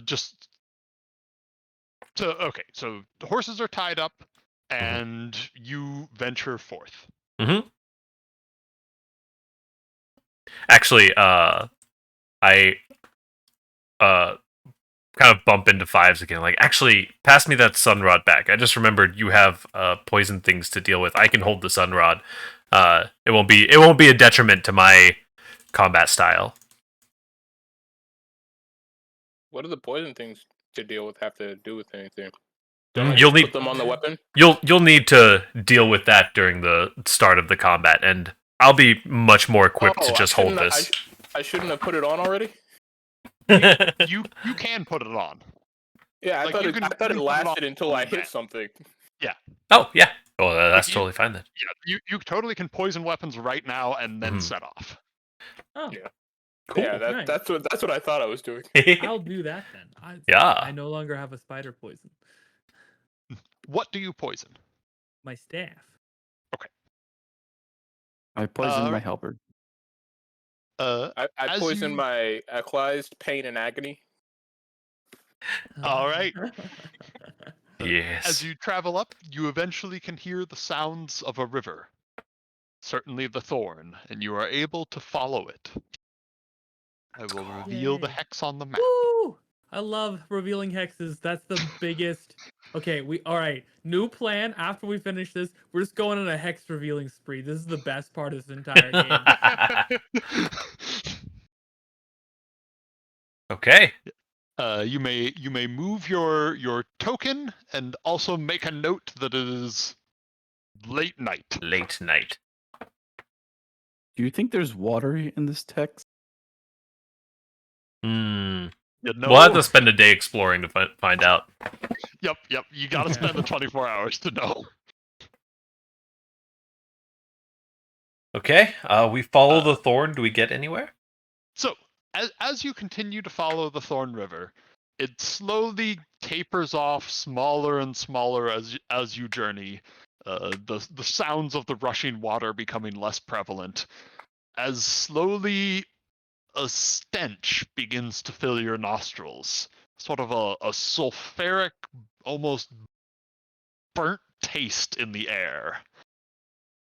Something that Gerrit, with your proficiency in nature, this sounds smells like what you might expect a hot springs to smell like if it is a sulfuric volcanic based one. I see. Well, that kind of put the thorn in my plans. Why is that? I wanted to hang out in the hot springs. You don't like sulfuric hot springs? I Isn't that like El mean, Natural? I just assume that's how most hot springs are, but I don't actually know. I've never been to a natural hot springs before. Fair. I think the majority Same. would be, but I don't know if all are.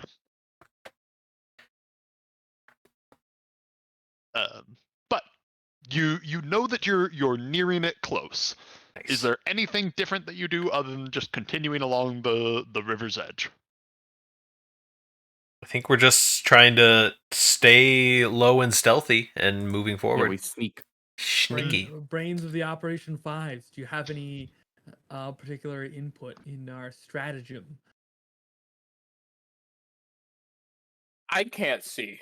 So I would need you guys to be around me and support me at all times. That's All right, my just strategy. I am close very your- concerned that I can't see. Close your eyes. Imagine the space. Sherlock Holmes mode. Oh my You can god. see all the futures ahead of you. Discombobulate. Wait, if you don't understand, I am not a fighter. I have very weak attacks. I have low armor class, and I can see. I've already had a bad encounter with these Boggars, and now we're taking on multiple of them. We run forward stealthing. Run forward All stealthing. right, if I've got And no screaming. particular instruction, I am going to slip into the thorn. All right.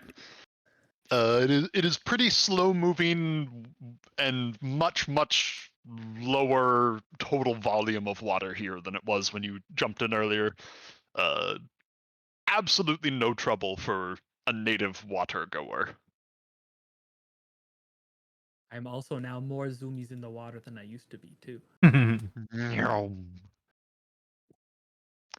I'm holding two of my dwarven daisies and ready to rumble. I am holding steady, ready to crack this sunrod. My halberd is ready. Do I have to hold the sunrod in one hand?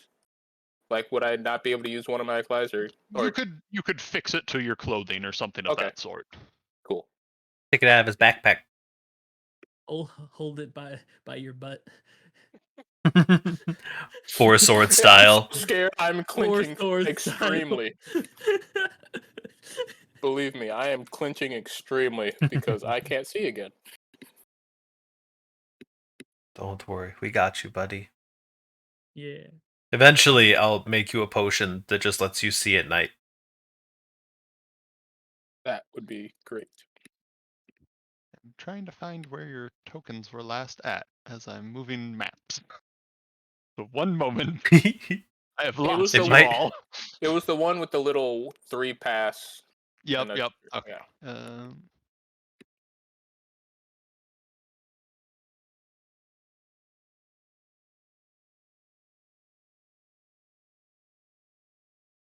Also, you are all full health. Yes. Oh, yes. I'm not at 26 of 44. Nor am I clumsy and encumbered. Okay, Oh, right. I have to leave my backpack behind. Wasn't that just super overweight from the Oh, all the yes. shells? I no Yeah. longer have that. I assume you're just leaving that at Oleg's. Yeah. Is that? Mhm. For some reason, Kalat, I just cannot drag you onto the page. Is it because He's been So replaced. I'm dragging your old one and then resetting it to your new. Let's see, this should work. AC, HP. I just need to set up the token again. Hit points. Oh, that's why Save. my move speed was lower. 6. Kalat, edit.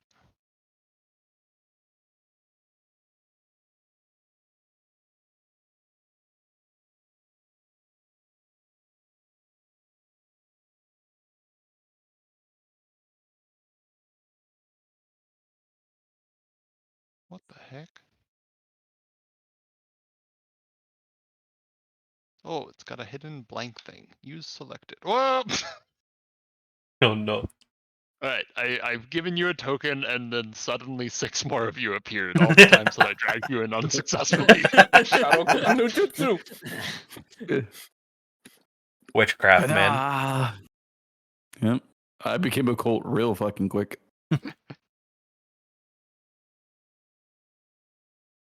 Alright, give me just one quick moment. Oh. Oh. This is great. I'm not holding my dwarven daisies. I have my my fire waters. The alchemist fires. I just realized the dwarven daisy is a melee attack, which is even better. Oh, gosh. Oh, It's not a single like Spyro like firework that I launch at somebody. It's a string of firecrackers that I hold up to somebody and pull the like activation cord. Jesus. that is brutal. That's what it is.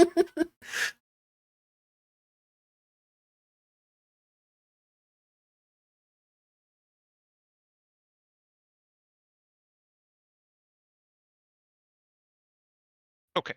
I will move you maps. Ah, Wow. I like that. So Where the you money are at? currently at the very top. Wave, you are so at as a sorry, quick note of other details. The thorn itself begins to sort of split up into a number of different small hot springs. Most of them seem to be empty, though this one you are all able to see from quite a different distance, as there is a torch illuminating an area.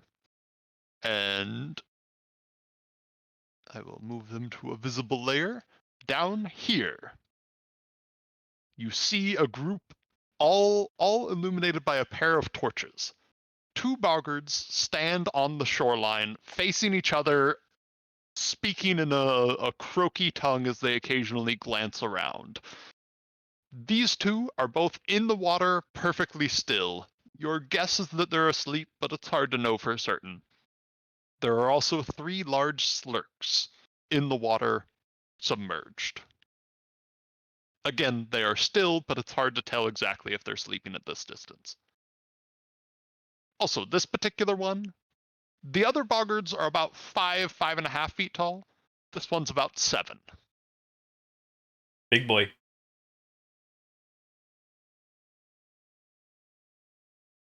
Well, You may, they're asleep above water, though, right? Like their mattresses and stuff are above water. they are submerged in the water. Okay. So that means that they can sleep underwater, which means they don't need to breathe air. That Yes. appears to be the case. Okay. Like crocodiliers. At first, I was thinking I could just grab one by the feet and drag it deep under the hot springs and then Dun, dun, drown dun, it dun. under there. But it might not work if Yeah. they could just breathe water. So Gerrit in particular would know that there's a varied methods of sleeping underwater. Plenty of animals that even can't breathe in water still sleep in water and just like somewhat unconsciously rise to take a breath every 2 or 3 hours. Oh, that's cool. Animals are wild. Animals are wild. Okay. Well, I mean, even then, that just means that they can hold their breath for 2 to 3 hours. So I don't know. Yeah, it's gonna be a long struggle to drown them. Changes the situation much. what's our approach pattern here?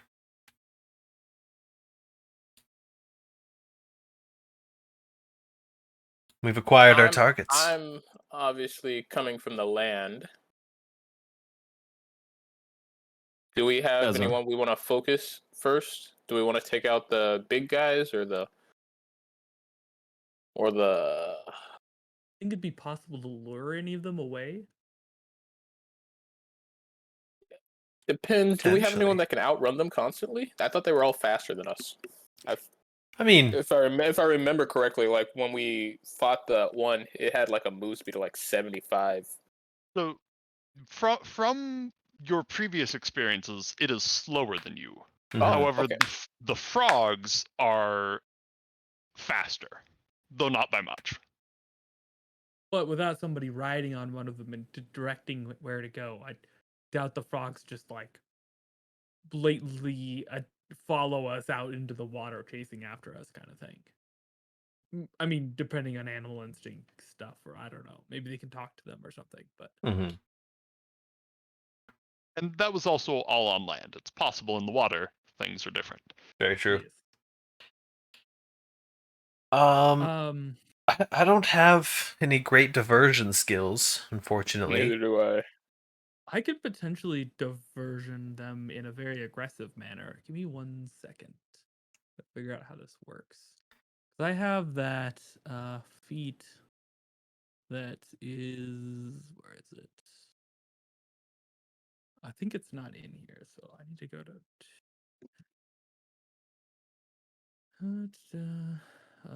ancestries, Azarketi, amphibious.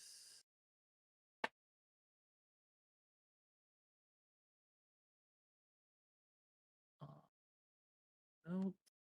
What's the thing with like crossbows and shooting them underwater? I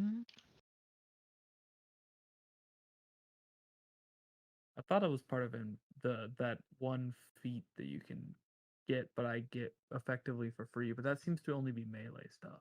Yeah, I think that's just melee. Ranged attacks that deal bludgeoning or slashing automatically miss.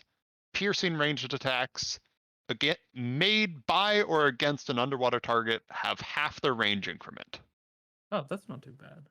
About all. So I could potentially like sneak up and I can't point with. Okay, I guess I'm just gonna go sunburst mode. I could sneak up like over here or whatever, and then shoot one of these guys underwater to try and like get him to chase after me. But that might just like get all of them to come after me. I don't know. Mhm. Kind of a risk, but it's an option.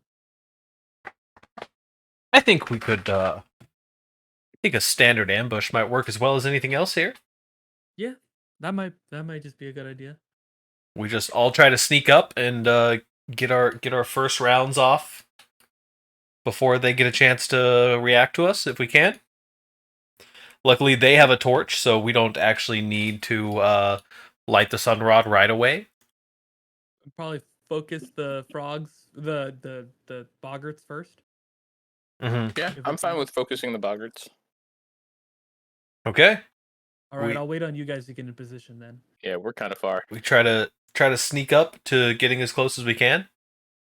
Wait, okay. I have a question just so I can understand. Is this elevation higher than this one, or is it the other way around?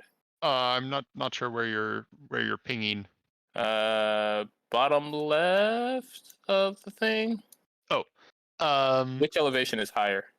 This is up, though it's only by about 8 or 9 feet. Okay. As always, I need to be pretty close to be effective. But if any of you need to or want to stand back and do the initial flurry, then have at it. As a quick interruption, as you guys are discussing this, the three of you up on land notice that there seems to be an increasingly annoying number of mosquitoes buzzing around you, biting and stinging. It is very unpleasant and itchy, though that is about all. This is increasingly annoying. Weird. I thought sulfur smells got rid of these pests. Wave, do you have scales or skin? I have. It's a great question. Let me look at my art real quick. I would say a mix of both. Primarily scales. You feel a few brief suctions against your scales, and looking down with your dark vision, you spot a few about inch-long leeches trying to latch onto you, but quickly realizing that they can't seem to get a good hold onto your scales, they swim off. You have not noticed them further up the thorn. Interesting. How deep is this pool of water? The pool itself seems to be about 10 feet deep in the middle, shallowing out as it goes to about 5 feet all around the edges. It is like narrow pool. Okay, this is very shallow, yeah. Right about here-ish, like this small area, it seems to go down much deeper, and occasionally there's a large bubble that erupts from it. Okay. While my friends are approaching, I'm gonna swim over to that and look over the edge. It goes down, turning, and is much, much warmer. This is likely the thermal vent. Home sweet home. All right. I'm going in, guys. I'll be back. I gotta go touch the volcano. I think that we start our sneaking forward process. Yep. So I guess I'm over here. You are able to move yourselves. Also, everybody give me a stealth check. I assume me as well. You as well. Stealth. This is something I'm supposed to be good at. Hey, we rolled okay.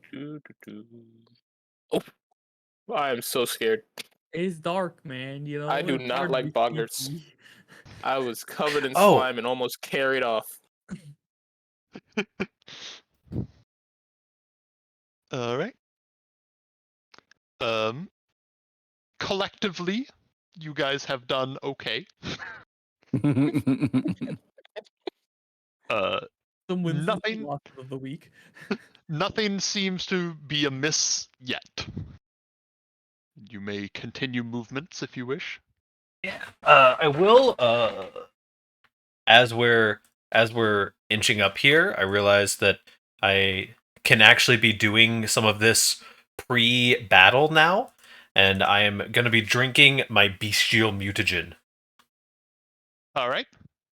Which, for right now, basically manifests as like, this is my first time actually drinking it. As I do the kind of usual like hack transformation thing, the hair like grows extra long, just like all the way down my back, kind of like tufting out of my clothes. And instead of only one claw getting big, the other claw gets big, but instead of being purple, is all hairy, and like fangs start growing out of my mouth. Ooh. All right. Give me another set of stealth checks as you move up to about where Kalat is at. Kalat, you do not need to make this. You auto pass. Yeet. As I forgot you had the terrain stalker. Stealthy. Let's see. Where is my other stealth? Hey. Oh Ooh, no. I'm Fives? still Fives? I have a +7 to stealth. 1 in 400 chance. I have a +7 to stealth. All right. The two boggards carrying the torches, one of them suddenly just sort of glances over in your direction. You are well out of even the dimmest range of the torch, as it suddenly gives out a loud croak, and both of them just throw their torches into the water. Oh, we got you baited. Uh-oh. Oh god. Time I to- cracked the sun rod. I'm so Time to I'm so fight. terrified. I'm so terrified. Time for Alright. some initiative. Give me a group initiative roll. Someone who stealth wishes check. to roll, give me a check. I do because I took incredible initiative. Is this That's my a feat. stealth initiative roll or is this a perception initiative roll? This will be perception. Okay. As the stealth has already kind of failed, so now it's how fast do you react to them acting? Okay. Yeah, we failed. Also, to as a the- note, it's clear that they are throwing the torches into the water, though they will not do so until their first turn. Okay. Okay. So- And I think you ruled last time Nanite Surge can impact this. Yes. Okay. Well, I'm going to use Nanite Surge as well to react even faster. Go Give ahead. me a +2 bonus to this roll. This puts me at a +9 for the initiative roll. Yeah. Oh god, guys. This is gonna be a rough fight, isn't it? Ooh yeah, let's go. Woo! No, I'm feeling it in my bones. I'm gonna land one of these alchemist fire hits. This is a pariah doc special. And Everybody else rolls low, and he just gets 3 hits in a row. I just finally roll average and hit everything. He absorbs all of the luck out of all of us, and we're all stuck rolling 5 and below. So, as you are spotted, the two of them throw their torches into the water with their first actions, with a loud hiss as they darken. Wave. You immediately see just a few mosquitoes begin to flock around them. Hold on. Yes, Can I hero point this initiative roll? you may. I'm going to do that. Hey. Alright. Roll it. It will not be used unless it beats 14. Okay. Let's try this Seems again, likely Kalat. that it would, but you never Let's know. try this again. There you you go. Oh my gosh. I rolled a Alright. 6. The two boggards Jeez. have torches like halfway in the throwing motion as you are acting. Asshole person. All of you may act. All right. Uh, Step 1: I- crack a rod. As my free action, I turn on battle music. Hey, You I'm remind going me to how rage battling works. and sprint towards them. There's 25 movement, and there's another 25 movement. All right. And Colin, what was that? If you grapple somebody and want to move them, how does that work again? This is By the one rules, that doesn't you work, don't. right? Okay. Yeah. If you are specifically trying to, I think maybe like you can make another grapple check, and if you pass, like separate from the initial hold, if you pass that one, you'll be able to move with them about half your speed, assuming you're roughly same size. Okay. Also, potentially worth noting, if you shove something, then you have the option of following it on the shove. But That shove's is only, another like, route. 5 feet at a time, right? If I Yeah. want to drag this guy into the thermal vent, it's gonna that'd take a few turns. It would be quite difficult to drag someone that far while they are actively struggling against you, unless they are weak enough that it is relatively trivial to dispose of them in whatever manner you wish. Okay, cool. Then in that case, I'm probably going to swim up and bonk him, All right. which I can do with this. And specifically, I'm gonna swim up and bonk this one. All right. He is flat-footed. He has been awoken, but is very much still like dazed and not quite in it. Okay. So 1 action to move, 1 action to enter shock stance. And then does he have a weapon? It Or is he... On Sleeping the without ground beside this small bed of moss that he seems to be lying on, you see a large club made of what seems to be petrified wood. Can I grab it? You can just pick it up, but it would be an action. I will use my third action to pick up his big ass club. Yeah. All right. You My you club take now. The club. It is yours. Kalat and fives. As it is dark, I will immediately follow whoever can protect me. So, that's me. All right, After cracking a thing, so I can see like what you said is 20 feet of light, and then Yeah. beyond that is dim light. It's 20 feet of bright light and 40 feet of dim light. Oh, that's good because the range of my Acclies is 20 feet, so I'll at least have a range of be able to see whoever's in range of me to attack. And Kalat. Okay, I've got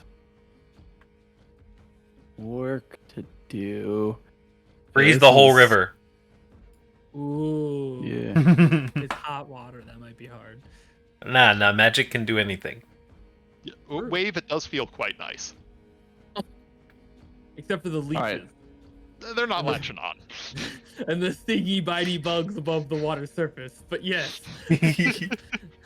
This seems like a good place if we can get rid of the natural problems here. This would be a good base operations place. Monetize. Oh, yeah, base of operations, right? Yeah. That. Yeah. Building the our same. castle here. That way we don't have to use your experimentations to heat up a lake of water. We just dig. We just dig a hole deeper underground. Right. I think.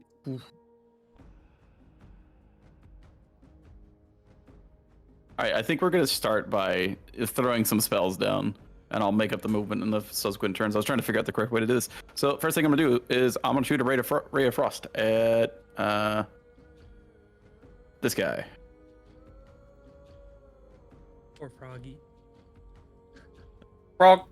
Oh, actually, yeah, the writers. We're gonna hit this guy instead. All right. Change my mind. It's gonna be this guy. Him. Yeah, because if they do get slowed, then this might be impactful. Okay. Whereas if this guy got slowed, he could still just run up to wave and do stuff. And this guy's out of range.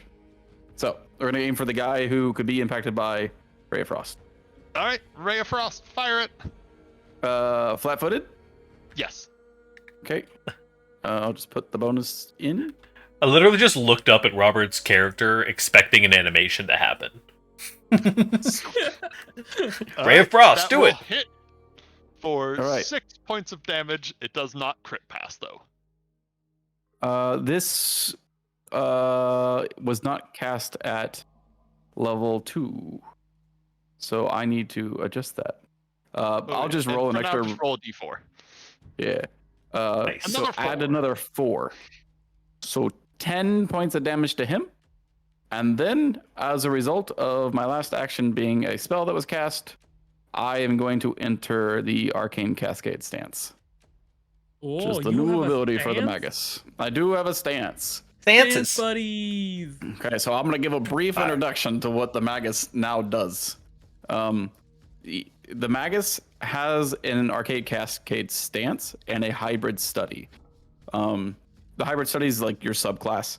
I've chosen a two-handed subclass route, and all of your stances are augmented by your hybrid study.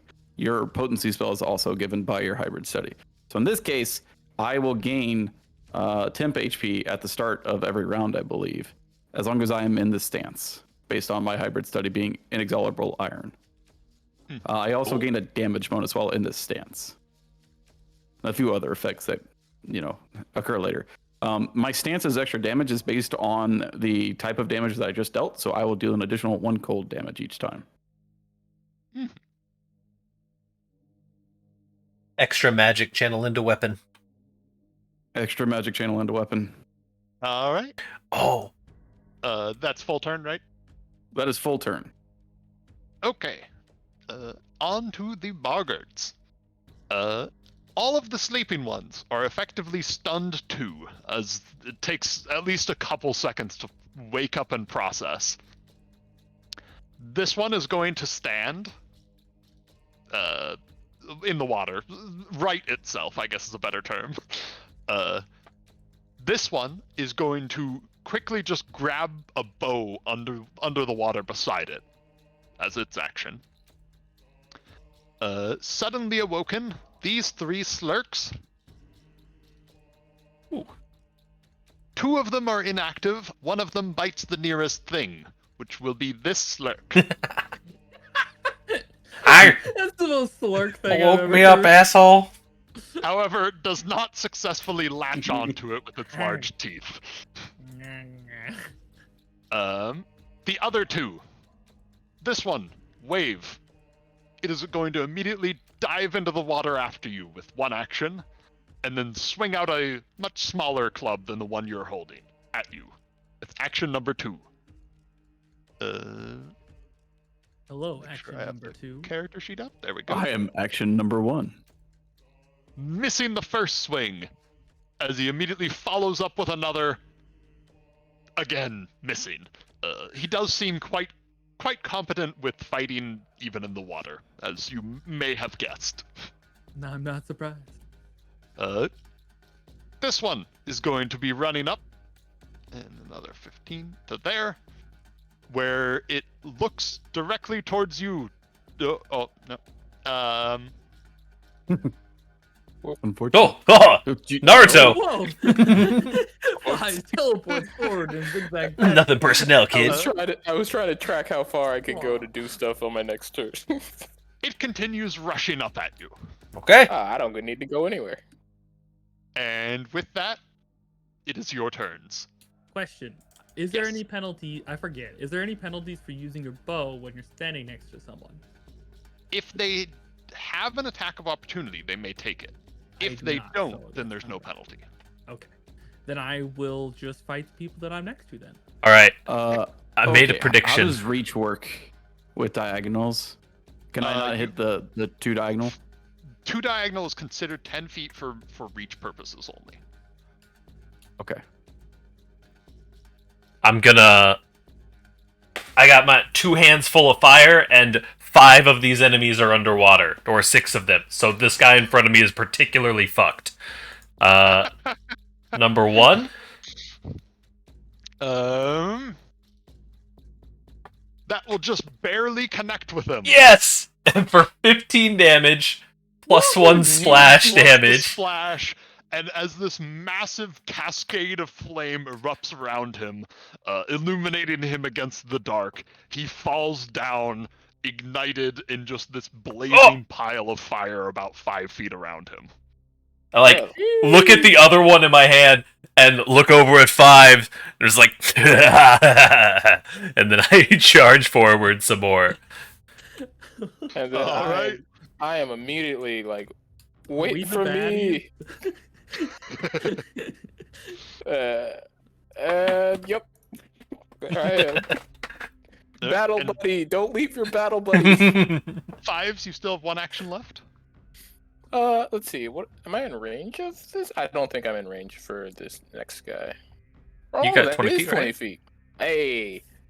All right, then yeah, I'm going to throw. Well, actually, I'm gonna advise a stratagem first. This will be your final action, so if you do that, you won't be able to take it. Yeah, sounds about right. I'm just gonna throw an attack. He will also have substantial cover from the water due to it being a bludgeoning weapon. There's only a little bit of him that you can actually hit. You may still make the attack, but he will have higher AC against it. We're going in. Oh, I rolled the wrong thing. I don't know if that does anything. Wait, was what the was- first? That looks right I to clicked me. on the weapon instead of the thing. Does that? Okay, if the first Yeah, one the first works, then one's yeah. normal.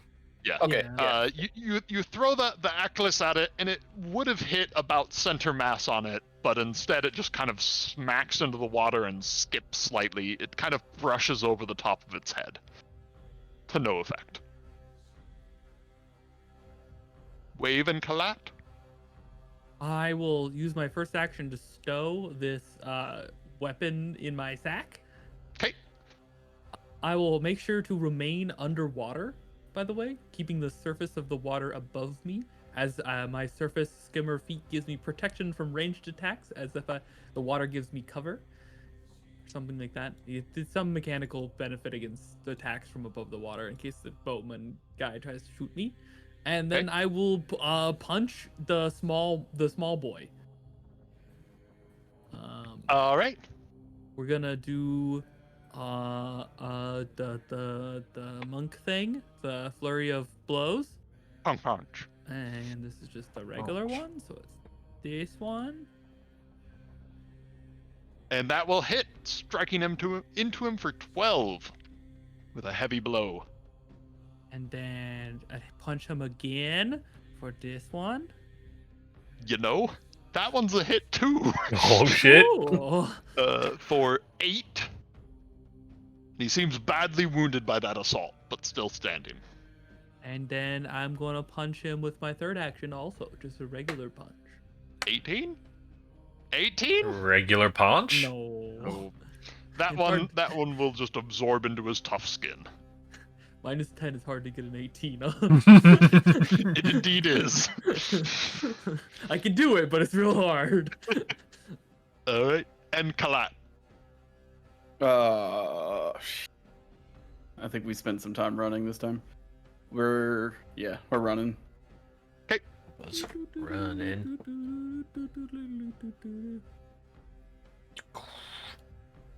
Boom. Also, remind me, is it Gerrit or Fives that is actually carrying the Sunrod? I Fives. Okay. So you've got 40 feet. So you can see all of them, but not as far as that group. I just hear splashing in the distance. Indeed. All right. This one is I'm actually going gonna to stand here. You can do so. Immediately swims over and climbs up onto this slurk, which I'm going to send to back and make this one smaller just for the purpose of being able to keep both tokens. He is not actually smaller than he was before. Nope, he looks smaller to me. He lost it in a bet. And immediately begins guiding the slurk away, right as it seemed about ready to retaliate against the slurk that tried to bite it. With his final action, he is going to draw back from his bow and fire at Kalat. That makes sense. You have 20 AC. That is current number after all modifications that may have occurred. Is that right? Yes. Okay. And the arrow just barely is deflected by your armor. Yeah. The two slurks. That's with your. Wait. Gerrit got the new armor. Yeah. I didn't know if when he swapped to new Magus if there was changes or not. No, I was just thinking out loud. For the record, I currently have 18 armor. It's anywhere between 18 and 21 right now. Okay. The two slurks. The left one advances, biting. They're battling. Battletoads. As its long tusks sink into the other slurk. Oh. No. For 5 damage and bites again, Cool. snapping it for another 5. The one that it bit seemed ready to it was like turned towards Gerrit and Fives at the light source and took like 2 steps before being bit and just immediately spins back around and bites at the other slurk. Whoops, that's just a damage roll. And they're all low. As it will crit. Oh no.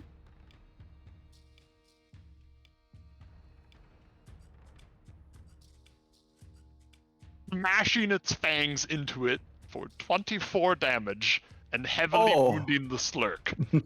As its tusks are deadly. I lean over to Gerrit. 9. I'm like, should we do something?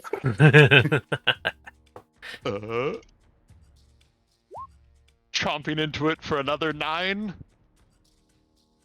And as it falls, it just begins to chew at an arm and completely severs it, gulping it down. That's Oh. very fair. That's frightening. Understandable. Have a nice day, sir. Wave. Hi. Meanwhile, this one will use a move action as he gets behind you and calls out something in a deep, throaty language that seems to reverberate well across the water. His companion will then lunge towards you, just reaching out with both arms to try and grab a hold of you. Oh, you dare challenge me? He attempts to grapple. Do I roll athletics or do it? No, it is your fort DC. Fortitude DC. Okay. What is that, by the way? I know it didn't pass, but I just want to know crit fail or not. I don't know how to give you that information. E9? Your fort save plus 10. Okay, 19. Okay. He does not crit fail, but does not grab you either. Before he gives out a frustrated bellow, and then just a massive croak, the same unnatural, terrifying sound you have heard before, as it just triggers something in your psyche. As he will make you make a will save. Will save. I'm slightly less good at those. You will have a +2, as it doesn't carry as well underwater as on land. However, You crit fail, you crit fail. that will give you frightened 2. Frightened 2. Frightened frightened in addition to him being frightened of me? No. Frightened as well? Frightened 2. Then, keeping its mouth Unlucky. open with the massive croak, its tongue darts out, going to ensnare you. Man. However, it is unsuccessful. Can't touch this. With that, the one from behind will smash out with its club once, missing, and with its final action, swim. He does Oh swim. yeah? How far did he swim? He moved 30 feet. And with that, Interesting. it is your turns. But guys, I got a thing. Let me try, please. Uh-huh. He is just barely in the light. Didn't quite get out of it. So Kalat, oh god, this is fucking difficult. Runs up and is like dragging his halberd against the water. It just kind of like skims, and then like when he brings up the blade of the halberd. It will be difficult terrain in the water. Okay, well that might change things.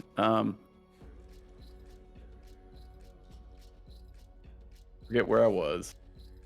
Here, I That's think. unfortunate. You Yeah, can 'cause those control are Z. these guys. Yeah. So you if you want to get in range, you could go 5 feet to there is fine, and then 10 feet for 15 total, 25, or another 10 feet for 25 total, and that is Alright. 10 feet for reach Yeah. purposes. You draw the full box around you. Cool. So, skimming the halberd across the water surface, it pulls away with like a drop of that water as he will cast his spell strike. So he's moving and casting spell strike, which now goes on a recharge mechanic that I had to spend an action to recharge. Hey. Oh. Yeah.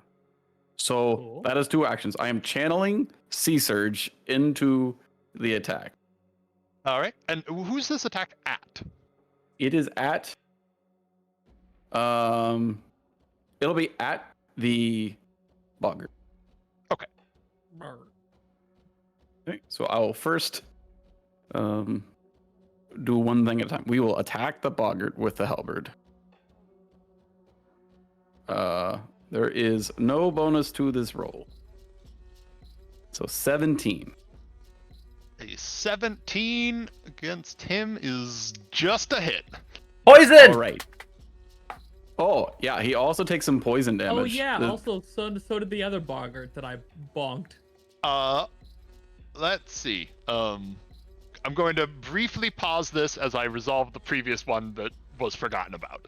So, this Boggart is going to make a fort save. What is the poison details there? Can you repost them, right? You took the spider one, right? Spider. I think it's DC 17. Spider potion. Poison.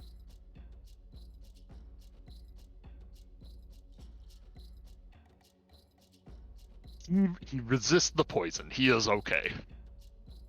So Then it's Understand. just gone forever. that was that. Okay. Cool. However, do you want to resolve your poison or your spell first, Robert? Poison. All right. What do you have? I have Grave Root, which I copied the effects. Yeah. His is probably nicer. So All right, DC 19 Fortitude save. 19. And Oh. Oh, that will fail. He does not crit fail, however. He does seem rather resilient. okay. So he takes. How does that work? Let's Oh, see. my guinea pigs. Teach me how poison works. He immediately takes stage 1. So roll that d10. He takes this right now. Information coming in hot, Gerrit. So he takes All right. 5 additional 5, poison. plus you did 10, so 15 damage. Yeah. Does that include your +1 from your stance thingamabob? No, he takes an additional 1 cold damage. All right. Nice. As ice forms on your halberd with the strike as well. Also, And then the spell. the most heroic the music started spell. playing in the background once we started resolving poison. Oh, music. You're so smart. Yeah. I told the free action earlier was starting D&D music. Getting combat. And then Sea Surge happens. So the way that the new Magus works is that traditionally you can only attack with spells that have spell attacks in them that make attack rolls. But you can augment it. I have the ability or the feat selected that allows me to have an expansive spell strike.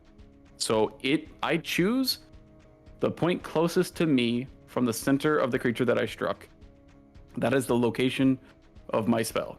I can choose anything that, if there's multiple points, that are within range, I can choose those points. So I'm going to choose him though, and it's going to create Sea Surge that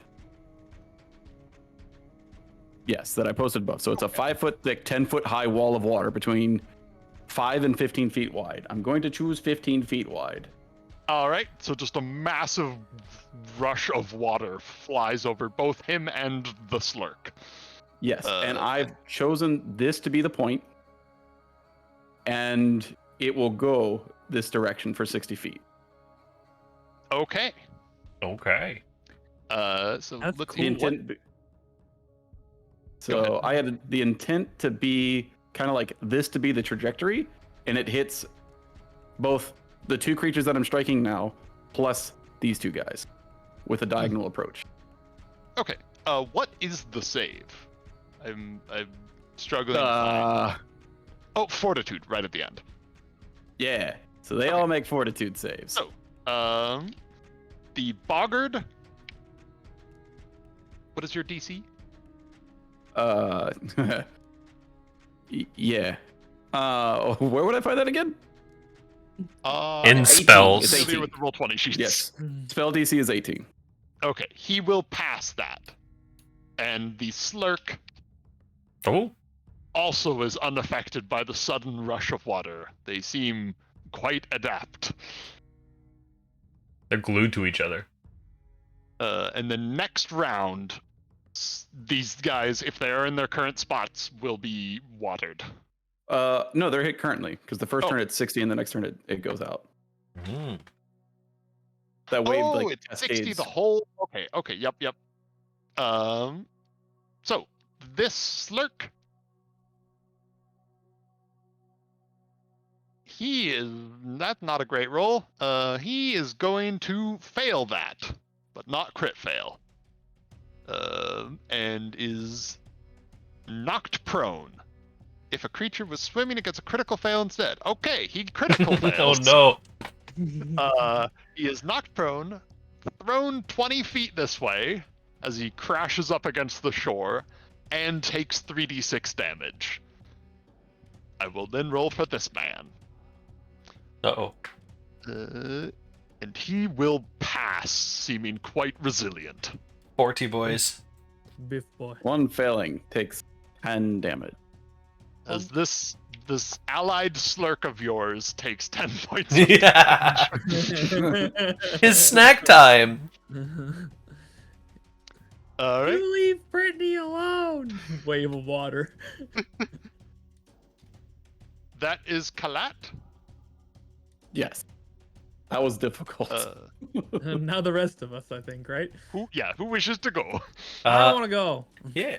I want to go swim over here. All right. You are able to escape the wrath of this man. He does not have AOs. I then punched this other man. We're gonna do a flurry of blows. Bonk. That'll be a hit and is enough to take him down. As one quick question, do you have your frightened in there? It doesn't make a difference here, but just Yes. I Okay. do. Okay, I'm just not Also- used to the way it records things. When does that go down? At the end of your turn, it decreases by 1. Okay. And then I'll use my other action to swim back and All punch right. this guy with my remaining flurry of blows. Flurry of Blows is specifically 2 attacks at a creature, Oh, okay. so you cannot split that one up. Okay, then I'm done. All right, Frightened drops down to Frightened 1. Gerrit and 5s. Yeah. I'm doing I need to do some battlefield strategery here. If I were to move 5, 10, and then each one of these steps is 10. So moving here would be 25 movement, right? Correct. And I'm still ever so slightly off. I will take a step forward once more, and I will chuck my other alchemist fire at this lovely duo. I got something that'll dry you off. The Slurk itself will have 5 resistance for being in the water, though the Boggart mounted on top will not. I'm aiming at the Boggart regardless. A 15, however, will be just short of what you need to connect. Damn. I have Flash a question. damage? It will splash, and he will take a point. The Boggart will resist the splash, however. Understandable. And yes, question? Okay. So, what if Gerrit gave me one of his bombs, would I be able to throw it and deal Gerrit's level of damage with it, since he's the one crafting it? It will deal that damage, but you are not trained and proficient in it. So you're basically just rolling a d20 and adding your dex bonus to hit with it. Okay, yeah. Like so in the sense that because I can't get in range to use my weapon, so if it seemed like he was trying to get in range and then come back to be in range with the other one. Like, could you have handed me one and I just throw it at him? Unfortunately, I don't have the actual actions to do that. Oh, okay. Pulling, for me right now, at least, because I'm not actually like a bomber subclass, pulling the bombs and potions off my belt is actually like pretty encumbersome. Okay. I was just curious. But that is something like in the future potentially when like I'm not just doing all of my. That's like step 5 of weaponizing my friends. Is making sure everyone has bombs. All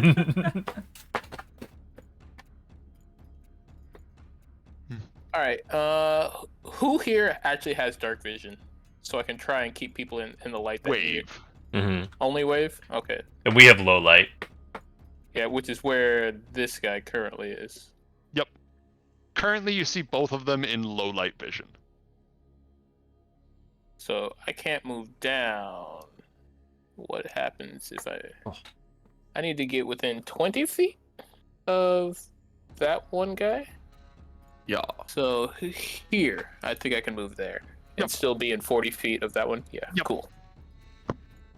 And that also brings you into sight of this guy, though Alright, not cool. of Wave. So now I'm going to. So that was a movement, and then devise a stratagem on this guy. Where is my devise a stratagem? Oh wait, no, I just did roll. Mhm. Whoops. Oof. Well, I think you're swear this unlikely thing to has land never that worked. one. This Wait, thing has hold on. never worked. So the attack roll would have been higher as a result of this, right? I think you're at a +9 instead of a +7 now. Which You're rolling Oh, a yeah, I 14. completely forgot about that. You're using intelligence instead of strength, which I don't think a 14 is gonna be enough to hit. Well, no, he's also prone, so you get an additional 2, right?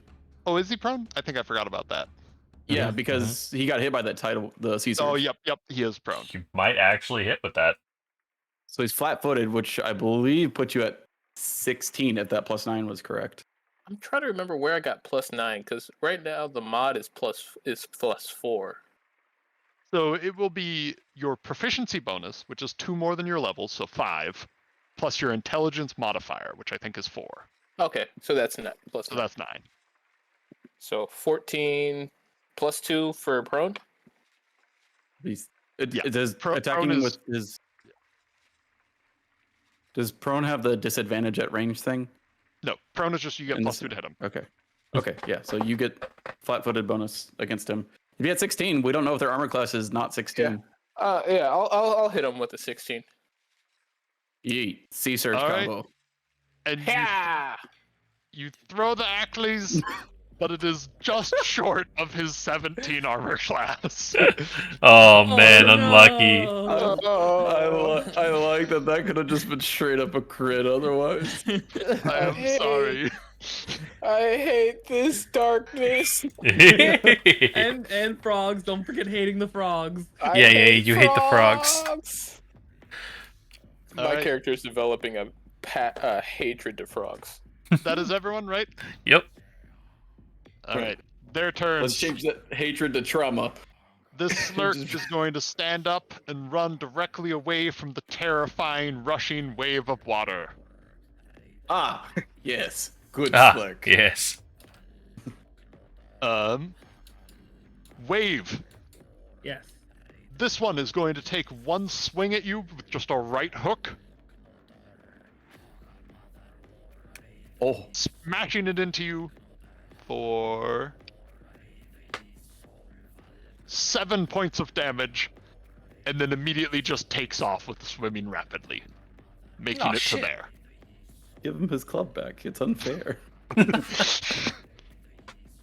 And then finally, My club. try and select this one. The Archer and Slurk swim over to here. As they move, the one on top will fire an arrow at you, Kalat. Missing and following up with another at Gerrit. Ah! Not connecting with him either, Ah. as the Slurk then lunges out, biting at you, Kalat. Uh-huh. And Oh another. no. Oh no. Oh. That time its fangs do sink into you, though it is not a crit. Hey. Lucky. 6 points of damage. 5 points as my temporary HP absorbs some of it. Mm-hmm. And that is the Boggarts. It is your turns. I gain 1 temporary HP back. I am going to swim underneath him and pop up on the other side. All right. this- Two swim actions. This wave also continues to travel, hitting the Slurk again. As the Slurk is unable to evade his terror.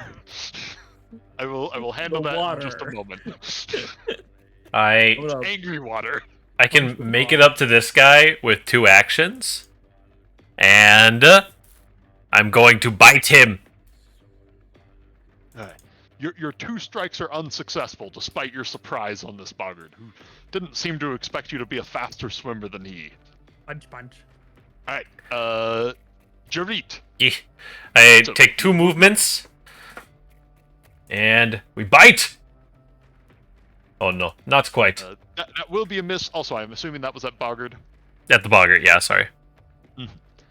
Then, as the torrent of water hits the Slurk, he will make another fort save. And resist it. The terror is over. That was just a bath. Yeah, so He's he surfing. runs out of the water, and the wave just travels across the land after him. I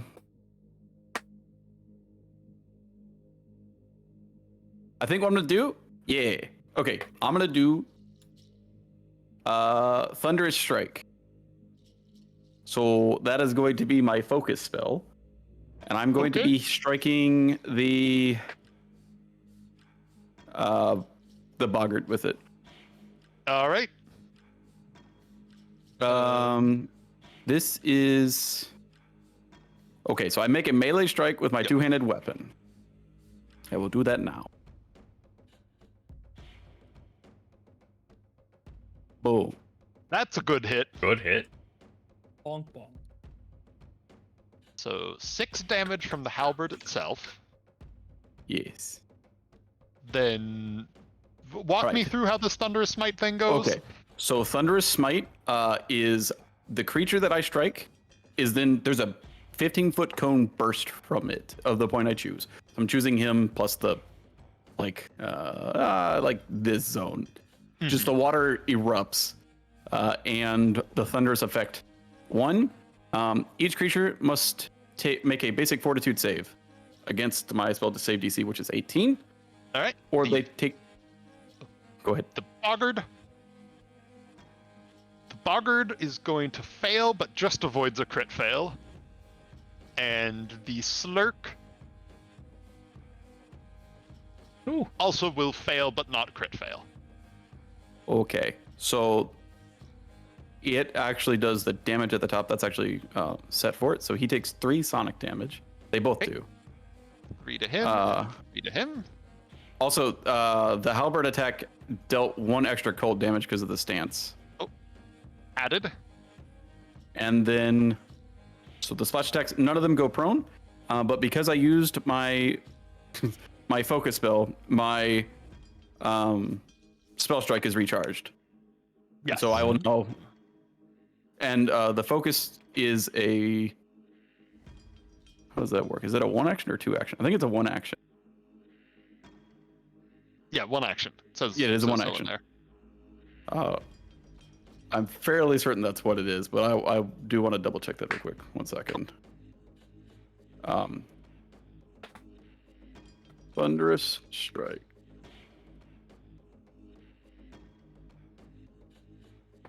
It is 1 action. Okay, and so now I can make a spell strike again, and I'm going to imbue.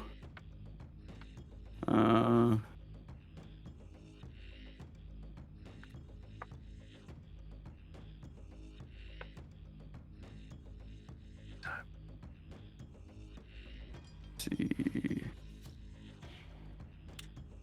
Oh, I see. So Thunderous Strike is a spell that uses your attack. A spell strike is an attack that uses the spell. Exactly. You got it. You're better at this than I am. That's pretty and good combo. Chill Touch. Living creature deals 1d4 plus spellcasting mod. And for whatever reason, I don't have it set in here. You have like a limited number of spells per day, or can you just like cast forever? Cantrips can go forever.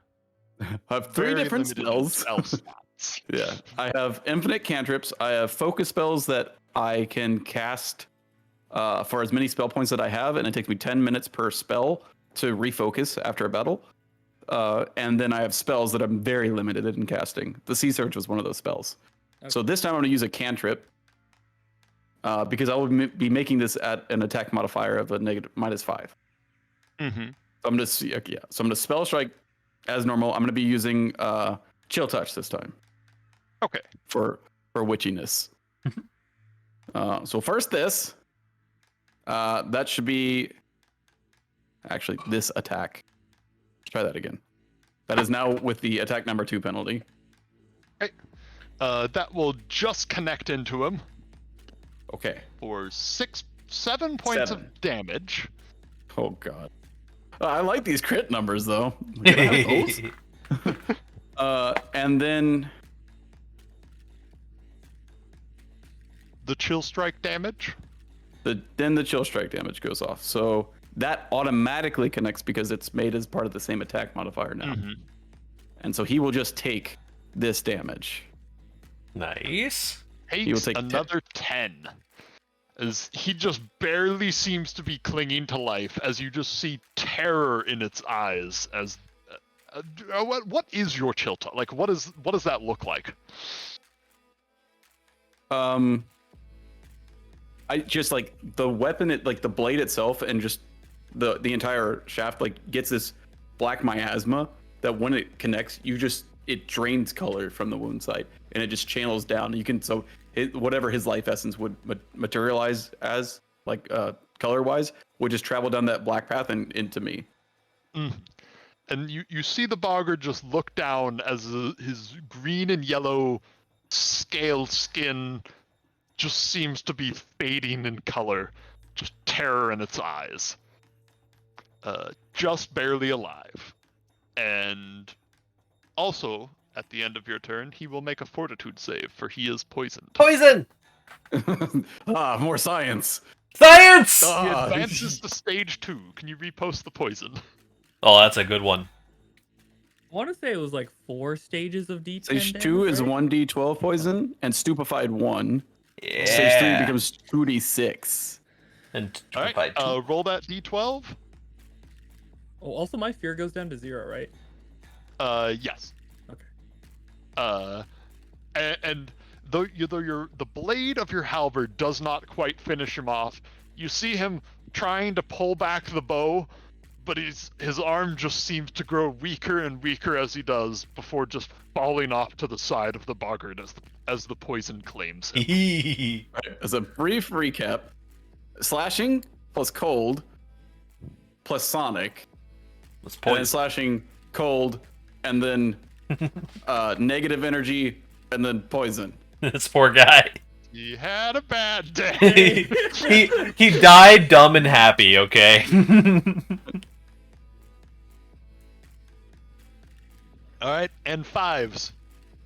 You still have your actions. All right, I am going to go like whoop there, and then whoop there for 25 feet of movement, which puts me. It was there, which puts me within 20 feet, I believe, of this guy.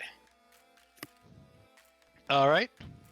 And so we are going to do a classic combo of devise a stratagem into attack. He will have some cover from the water from you, just as a note. Of course he Oh, does. that's a good number. Don't matter. A good You number. probably have a good chance at it anyway.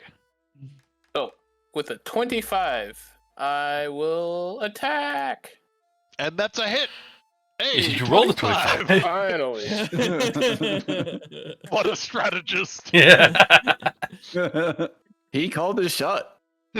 As your Acles strikes into him for 7. He still seems decently hardy, though. Poison! Oh yeah, the poison. Oh, I don't remember which one this is. I'll just flip a coin. Oh, yeah, I'm not doing that. I wasn't doing that. Wait, where do you go to flip a coin? It doesn't have a coin. You can just roll a d2 and call 1 or 2. Roll D2. Why does it have a fudge option? It didn't roll anything. You gotta slash. Slash roll. Slash roll. Okay. Well, I was gonna say 1 was the first one on my list, which was the first one he posted. Which one was the first one? That's a great question. I think you posted the spider. Yeah, you posted spider first. Yep. So Grave root. the 2, grave root. Yeah. All right, he will make that fort save Yes. and fail. Yes. This is the d10, but nothing else on the first stage, right? Yeah. Yep. Okay. Roll a d10. Ooh. Yeah. Woo! 9 Nice. damage.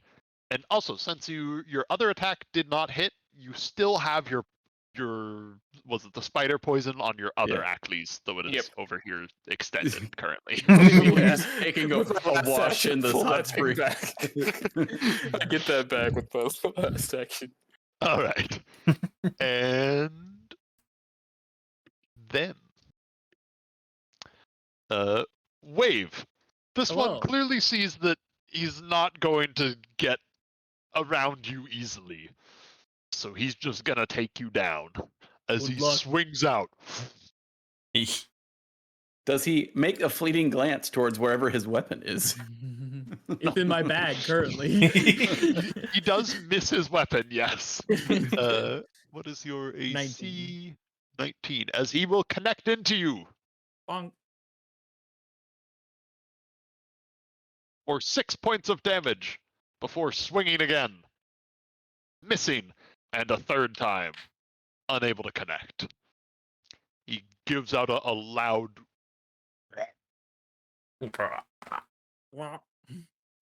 Meanwhile, Frag. Frag. It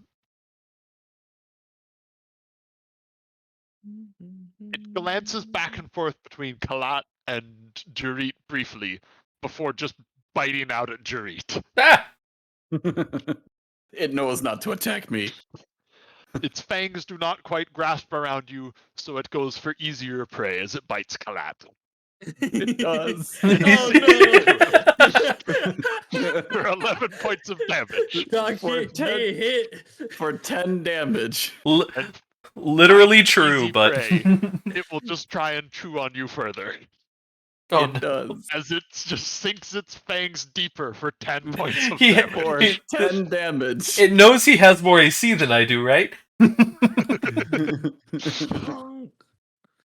Alright, and with that, it is back to you guys. It's a battle rage, okay? Here you It's go. upset that its owner died. All right, I'd like to disarm this guy of his tongue.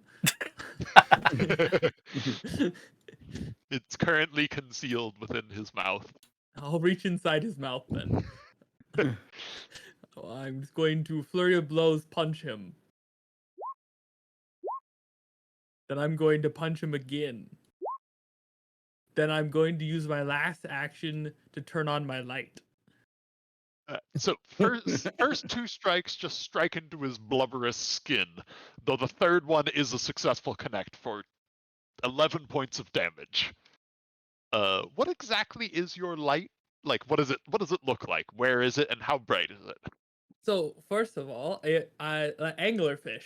So I've got this like anglerfish Right, appendage yep. that hangs off my forehead. Also, I've got little bioluminescent spots all over my skin that I can also light up as part of this process, but they aren't the main producers of light. It's mostly just shiny light from my forehead.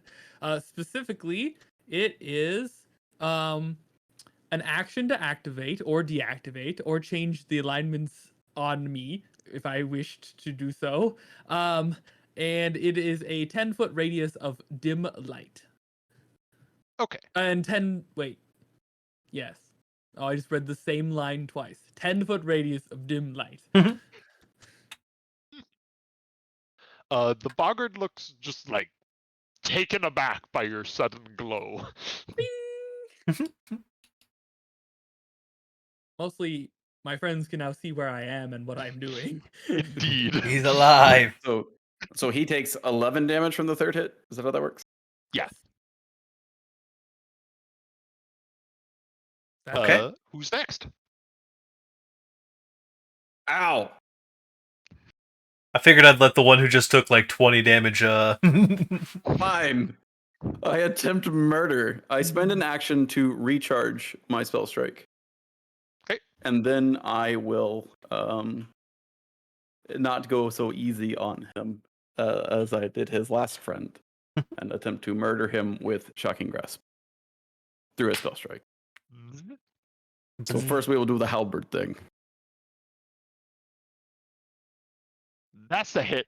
Good shit. 19. So you'll take 14 piercing and a cold, and this auto hits. 15 points of damage as the Slurk is left barely standing. And then the lightning takes effect. Wait, when does he take his no. poison damage? It would be after your actions. Okay. He takes an additional 15 electricity 15 lightning damage. damage course through this frog, just giving you the slightly unwelcome scent of roasted frog as the force of it just kind of splits and cracks along its skin. You have fucked up now. Also, do you only have to recharge when your does it spell take its strike? poison damage? It is now immune to poison. It's Sorry. dying on the ground, being Undead. poisoned and not bleeding out. There you go. Do you only have to recharge your spell strike when it's an actual spell, or and No, not a so spell. cantrip? No, I have to recharge it every time I use a spell strike. My conflict spell doesn't affect, but also recharges the spell strike. Yeah. So it's like an action for free recharge, Mhm. or a focus spell to do that one like Sonic / Cone Okay, so that this is time also the recharge. you had to use an action to recharge your Yeah. thing. So my and then- yeah, okay, because gotcha. it was on cooldown. I spent my first action recharging and then did the spell strike this time. Cool. That is really cool. So, yeah, like compared to old Magus, it basically requires an extra action each round, but also it is a 2-action spell strike instead of a 3-action spell strike. So you get that back. Yeah. So, but essentially, the subclass that I chose last time allowed me to move as a part of that process. Now I have to choose between recharge or moving, basically every round. Also, fun fact: if you get a familiar, you can have it focus for you. You can have it restore a focus point for 2 actions. That's My- good to know. My familiar does the alchemist version of that by giving me extra alchemy supplies. I might look into having a familiar. I've completely written them off. Robot cat. Gerrit Alright. and 5s. I call out to Gerrit. I call out to Gerrit. Come with me. I saw there was another Boggart who ran off somewhere near the trees. I can't see him, and I don't think I want to fight him alone. Oh no. Okay. 5. That's 10. And this is 15 to get here. And then 25 or 10, 20, 25. And then another 25. I'm charging. Yeah. And then like Gerrit, you go on ahead. I'm really tired after that. Let's see. How far can I go? full sprint. So 50 is here. And how far does that put him? 40. You can see him. I'm close enough. You actually do not see him. Oh, wait. Yeah, he probably moved. He gone. Be gone, thought. You told me it was gonna be someone here. There was someone over here. I could have gone swimming. All right. Come on in, Hack. The water's fine. I still have 25 more feet, so I move. I move over there just to see if I see anything else. Just left Your 5 light runs towards the water. illuminates a lot of brushes and foliage, but you don't immediately see anything. You see a trail of slime leading in a particular direction? There's just sort of a whole like rush of uplifted. Oh, whoops! I'm in the wrong layer. Of uplifted roots and the like, as the rush of water that just coursed through here kind of upended everything. Fair. Sploosh. Alright, is that everyone? I think so. Alright. Wave. Hello. We will start off with you as another Fist of Fury comes out, striking you. Fist of Fury! Monk I fight, think monk that's fight. probably- He seems a little bit just taken off by your sudden glow and does have a -1 to hit for this turn, Oh, nice. as he is briefly distracted, swinging out once, twice, and a third, as he does manage to connect with that one Nice. for 4 points of damage.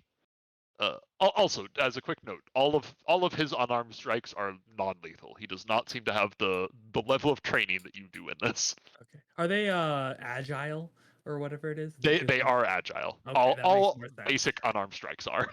Okay. Additionally, 5s. Uh-oh. I don't like where this is headed. There's Right too when much he of a said that, my pause. music went dum. There's too much of a pause. Out from the brush below you, A slurk Die. lunges out and immediately chomps its fangs around your neck. Great. No. Let the trauma High begin. fives. And bites into you for 19 damage High on a rather fives. low roll. Why is it Holy shit! You've walked into his trap card. Additionally, a sudden burst of slime just erupts from its mouth around you. We've been here before. You are entangled. You are clumsy 1, and you have a -5 to your speed, as the slime just coats you and makes it difficult to move. You got Tanglefoot bagged. You can use a total of 3 actions to remove the slime from yourself. At least enough to be not combat effective, but you still will have slime. Or no you could matter use what you 3 do. actions to get 60 feet away. What does Clumsy do? Clumsy, I think it's a -1 to everything that is based on Dex, including AC. Okay. Alright, and with that, it is your turns. Well, as you can imagine. No. Fives. I got struck like that, and my result was to attack. I think you know what to do. Nope. You have okay. Yeah. Don't care. The frog just does like you know how like frogs turn in place the way that their limbs move. It just does that looking after you. I have replaced my friend. I will get him. Hold on. I gotta choose between one of my 5 basic attacks. I bite him. That's the hit. Hell my yeah. teeth, or my left arm, or my right arm, or my left foot, or my right foot. 13 as you get a large mouthful of slightly acidic tasting sulfuric slime. I think I have some of this in my bag. Drains from your fangs. It's also really funny because you said that all unarmed attacks are like inherently non-lethal. I think that half of my unarmed attack, or all unarmed attacks, are agile. I think half of my unarmed attacks are not agile. As a quick note, that's just like normal, unarmed, no abilities, no Yeah. natural weapons. It's just you're a humanoid and you. This one is agile. Now. No, I missed still. Wait, so what does rage do for this? The circumstances. So the rage, it adds damage. Rage is I get +2 damage from raging, and if my attack is agile, I only get +1 damage from raging. I see. Okay, I missed the 2. I was like, where? I see 8 and 3. Okay. I'm gonna punch 3-4 times. That's more than he can punch. That's illegal. It's true. Take your swings. Unfair monk fight. Pun. Oh no, hold on. None of them are able to land on him He is so squirrely. as the battle continues. There's got to be one every He's fight. less squirrely nimble and more just big, hulking, tough guy who just kind of takes punches. He's too tanky. I can't land any hits. All right. Wave or Kalat. I will. That's the sound I'm seeking. This is all difficult terrain. So this would be like. Does it just? It'll be difficult terrain up till about here, and then swim checks past that. Okay. It is still water, so you will auto pass the swim check, but it does basically mean that you're at 10 feet per move instead of slightly more than that. It's similar to difficult terrain, it's just odd rounding goes against you. Yeah. Okay. Then I'm just gonna recharge and also shoot it with Ray of Frost. All right. Actually, yeah. Telekinetic projectile is outside that range, right? Is it 30 or 60? 30. All right. 60? Yeah, definitely Oh, outside. okay. Yep. So we're Ray of Frosting this guy. All right. And that will crit hit him. Oh For shit. 10. Also, it's still not rolling that second D4, I don't think. It is. Oh, wait, it is. Yeah. It just rolled poorly, is all. Oh. But I rolled a 2. Wait, I rolled 2 ones. Yep. Oof. Does blast him for 10 cold damage, though, which is definitely not nothing. And he is slowed by 10 feet for a round. Nice. Oh boy. Now he That's really everyone, can't right? get away. Yes. Wave. This one wants a little bit more distance, but is still in the fight with you. And he will swim around to there, and then swing twice. Oh. First one smacking into you for 5 damage, and then an immediate follow-up that you're easily able to dodge. He's not allowed to roll above a 10. I can't. He can't do that. Then the Slurk, Gerrit. Yeah. The Slurk looks at you for a moment before slime just pours out of its mouth and out of just many slightly obscured orifices all along its side, pooling out around it in about a 15-foot puddle. Give me a reflex save. Yes. Forgot I had that. Reflex save. Boom. My roll 20 just got so laggy. All right. Hold on. I think that's at a -2. It will not make a difference. Okay. You pass and I'm sorry. That will make a difference. It is at -2. Yeah. All right. I'm too big and hulking in my bestial form.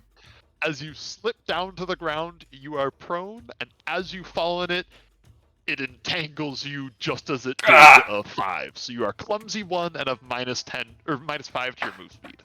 It's not so sticky that you can't stand up. It's just gonna stick to you. Chokes on him. I'm already clumsy. Is the fact that he's outside of low light vision or the vision of the torch with low light, does that impact his fight here at all? Yes, that will. You are effectively blinded right now. Okay. In addition to being prone and slimed. Understood. But that is its full turn. Clumsy. It is, And back that also to you means guys. I cannot see him currently. Correct. Okay. This is just a test, real quick. Okay. Well, that was a very quick test. Carry on. Okay. What do you do? How far is my throwing distance? For your weapon, or like, are you trying to truck the sunrod? I'm chucking the sun rod. Yeah. I'm not going back. I'd say you can get it there. You're All right. you're a capable, more than average fit person who has training. All right, Yes, buddy. Throw the sunrod. Just don't let it go. Yeah, I use one action to throw the sun rod, and then the next action I walk into the water to try and get all this slime off of me. I am mentally done with this fight. No, poor I buddy. will say moving around in the water does start to shake it off. You will need one more action to fully remove it down from 3. Okay. It's canon now. I have a phobia of frogs. Yeah. I'm glad we got there. All right, Gerrit, Kalat, and Wave. I know what my turn's gonna be. So Yeah. I'm looking back and forth between Wave and Gerrit, trying to make my best decision. I'm gonna go ham on this guy. Right. Are you standing up first or not? Yeah, because if I don't stand up, then I You got -2s to hit. got -2s to hit. Penalty always includes a value. Take a status penalty equal to condition, dexterity based checks, and DC. Okay, yeah, cool. I stand up. That's one action, and I am biting. Aha! That will sink your teeth into him. The frog barely looks like it's still up.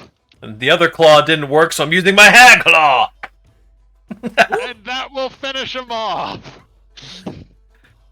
Alright, As you rake your cold iron claws through this massive slurk, more slime just dripping from it as it just clings to your claw, pulling it up with about 3 pounds of weight as it just stretches before falling.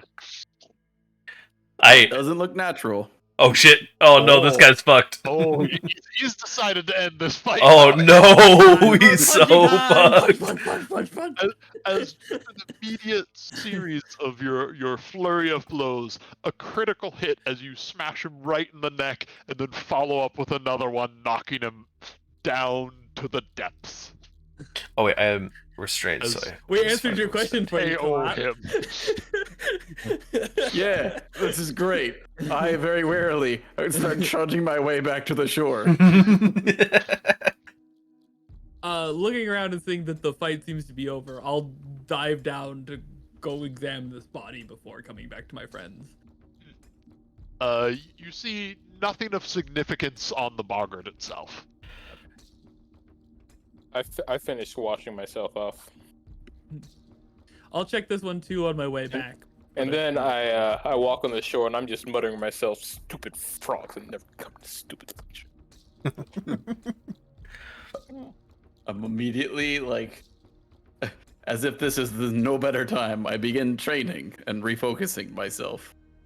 Hey, post-battle meditation's a thing. Post-battle meditation.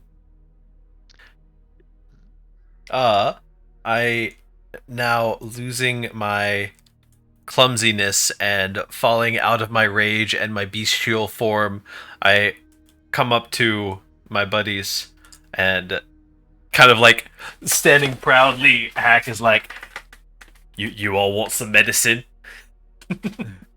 Not me this time. Gladly, I definitely. Yeah, I'll go feel first. Come on, Hack. Oh, let's do it. Hold on. I can, since none of you went down, I can actually just use battle medicine, which is the same thing but way faster. I battle medicine. Boom. For this much. Oh shit. Well, What does that mean? Nothing. You're fine. Everything's fine. Hold on. I can. Hack, come on. I'll be taking over from here. I'm about to use some battle medicine on my other friends here. Hopefully some of them will succeed. Wave and fives. It's just Kalat. Oh no! It's listen. You're literally an android. True. I have human tendencies. That one's a fish. Listen, we've been working together for a while. Gerrit's a bit of a veterinarian on the side. So, I heal both of them for 4d8. One for wave, and one for fives. Full health. Oh shit! Jeez. All right, I'm back to full. Me too. And then Kalat, we'll get to you when here in a bit. How long? Great question. I think I can just start the slower treat wounds process right away, but you might want to do whatever your meditation thing is first. I don't really know what you got going on there. This might be a little distracting. Here, while you work on that, I'll scout around the area to make sure that we've dealt with the immediate problem, and I'm gonna go with the healing and is more important than the meditation. Why don't you start with that? Okay. use some I scouting. begin the process of doing the treating wounds. It takes an hour. So it happens immediately, and then I forget how it works every time. so with 10 minutes, you heal normally. That's it. If you then want, you can spend the remainder 50 minutes of that hour to double whatever number you rolled. All right, we got you, buddy. A dash roll 4d8. 22. Looking pretty good. I don't think you'll need the extra 50 minutes. I am not full health. Oh, never mind. Also, just as a quick note, Wave, as you're circling around, you don't see anything threatening or of urgent importance. But in the area that they all seem to be sleeping underwater, you do see a small waterlogged looking chest. It definitely looks like sort of like the kind of thing that goods and brevoy would be transported in, unlikely to have been made by the Boggards, probably just taken. It's So- not closed, it's just visible open, just sort of buried in the ground beneath the water. Is it, by my best estimate so far, that this seems to be the main force of the Boggarts in the area, and there aren't any more here? In the immediate area, there doesn't seem to be more. Cool. Okay, since he's spending the So- extra hour, can Yeah. I maybe expand out of the Well- immediate area a bit? Hold on real quick. So can you just do another check after an hour? Yes. Mhm. Okay. Instead of spending another 50 minutes to like heal me 3 HP, I will both focus and then talk to Fives. Maybe we take that sun road and we go look for tracks as well. You guiding the tour and I'll look for prints. So let's see. Just a bit of info that is discovered in that first 10 minutes that is probably going to change stances. So the sunken chest that Wave sees, Mhm. Mm-hmm. you spot what looks like a bunch of eggs in it. Ah, Additionally, just with a bit of time as you guys you're healing up and surveying the immediate area, in this cluster of brush, there seems to be another similar looking box sunk down into the ground a bit. It's concealed enough that you don't see it at a glance walking around, but any sort of time in the area, and it's quite obvious. Uh-oh. In it, you see a short bow. It is rather small in size and looks quite like the one of your Gripply friend. I whip out there the are- bestiary book and check the eggs to see if it falls under Gripply or Boggart. They look more boggart. I go and kill them all. I Uh, condone his actions. Smash, smash, smash. Our buddy. quick note: I am good typing food. down things that you find in the chest over here. Okay. So just give me a moment. You may discuss amongst yourself, but I am distracted. Smash. So, Fives, do you think that those frog eggs would make good food? No. Okay. Wait, I mean, maybe. What if you like eat your fear, right? And you No. become stronger as a result? Nope. They probably I come, very like, much included with agree. slime. You don't know until you try. I don't Hack, have are you to going try. to try them? Or Hack, are you hack Gerrit is now? hack is gone now. Okay. I Gerrit, needed are to you focus. going to try any of the eggs then for science? I mean, I already have a gland. I mean, I would eat one certainly, but I think that'd be most beneficial for Fives. Fair. No, if I never see another frog again, it'll be too soon. I'm still working a little bit of the grave root out of my system.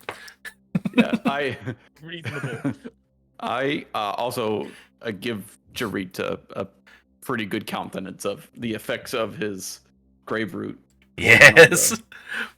on the entity that I struck it with. Gerrit probably let's see. I think this one died to one of the poisons, right? It was this one and the one in the water.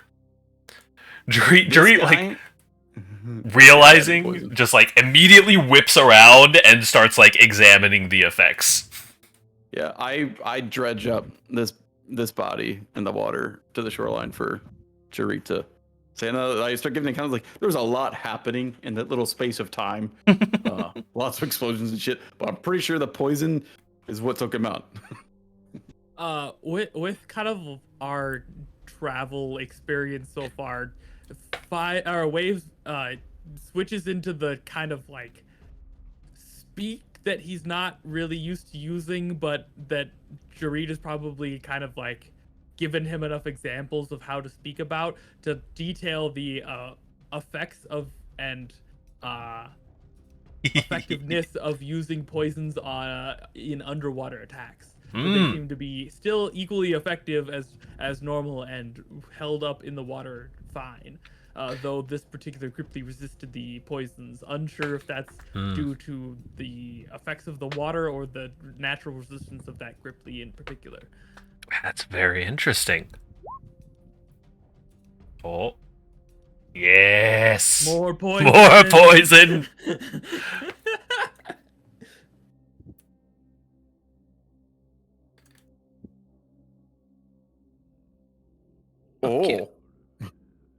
Interesting.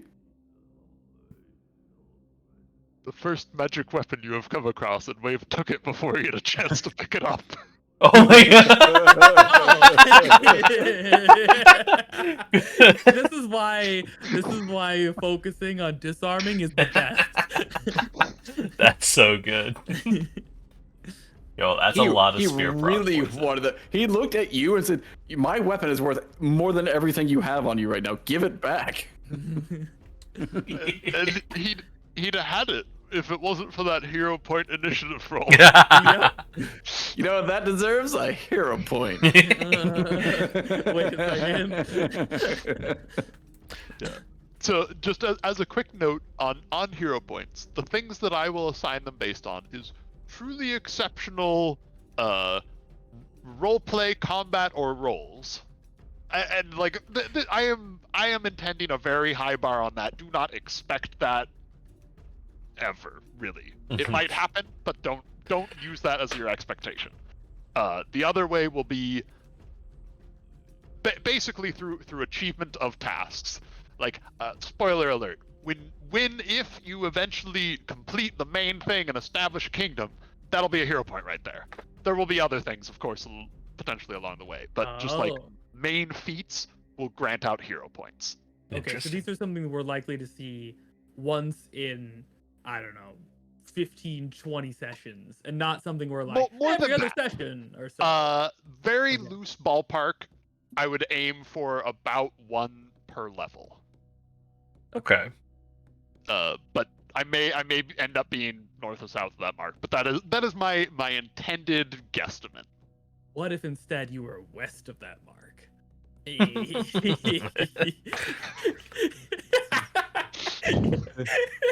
Slightly repulsed by that, he goes east and runs into your alternate league account. I propose a hero point removal. No, you have one. Leave me alone. Well, cool. Awesome. Yeah. We thoroughly destroy these eggs. Yeah, you are able to destroy them. They are defenseless without protectors. No. Additionally, the mosquitoes just continue to swarm around. They seem to have gathered much quicker on the Boggarts as well as soon as their torches were removed. It's likely that was the purpose of carrying them. That makes sense. Do they swarm around the Sunrod? The Sunrod does not seem to bother them at all. You're still getting bit near them. Okay. I relight some torches. Yeah. And with the torches, within about a minute or so, there seems to be about a 10-foot area around you that becomes virtually mosquito-free. It's kind of like witchcraft. Additionally, Kalat, Fives, and Gerrit. During the treatments, you all find yourself to have some new guests upon your legs, having swam up your clothing, as some leeches have affixed themselves, though you did not notice or feel it in the moment. Here's the thing. I'm not a fan of that. You people are. Hold on. That is gone. I begin the process of removing as many leeches as I can. Hey, blood Also, samples. just real quick note, I wrote 3 gold pieces and 18 coppers. I meant 18 silvers. Change those coppers to silvers. Nice. Well, I will add these things to. Yeah. The leeches Party themselves are small and easy to remove, but gross. Does this like seem abnormal that there's like this amount of bugs? Like I know that areas like this can get pretty nasty, but does this seem like this seems like they're a little bit too aggressive almost? It seems on the high end of normality. Okay. Probably at some point, Wave takes up the conversation of like, Gerrit, I know the conditions aren't exactly great, but with a source of warm water, maybe excavation or something to repel the overheating the water. I don't know how this works. The I mean, bugs that seem impossible. I think that the hot springs idea could be almost luxurious. If we could figure out something to do about these damn bugs, and I mean, maybe about the smell too, but I mean, those are fairly simple problems to solve. I think I usually make things that are more apt for killing much larger creatures, but I'm sure we could find something nice and small, maybe even a couple doses of something in the breeding ground could lower the population significantly. Wave like visibly relaxes at your mentioning of it potentially being something simple to deal with. That's good news. I mean, regardless, if you're ever feeling homesick, you can come and visit. I'm not sure that this. I mean, I should investigate the area more. I have to think about this. Dooms, you intended to have 6 and an additional 2 spear frog poisons? Yes. 2. Okay. So 6 were with the Gripply stuff, and then the 2 others were on the one who was actively in the fight. He also had a 3rd and fired an arrow at you, but that one missed. Okay. And so how do runes work? Yeah, that was going to be the next question. Can you like lop this rune off and stick it on something else? With crafting, you can. You can detach a rune stone and reattach it to something else. Is that traditional crafting, or do you need magical crafting? You just need the crafting skill. The magic crafting is to make it. Okay. There you go. Heck yeah. Cool. Keep the club around then. Let's see.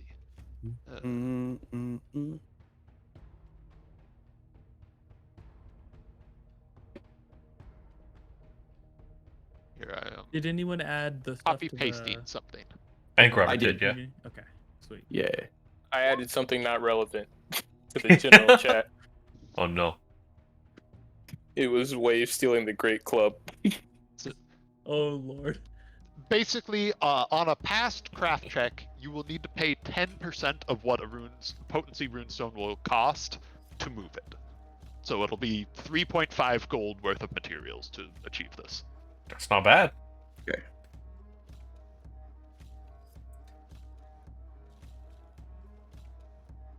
And if you put it on something that's not a weapon, you automatically crit fail your crafting check. Fun fact. Oh. Wait. Yes, I remember this scene. Hold on. Like, if you start at 1 minute, it perfectly encapsulates what happened.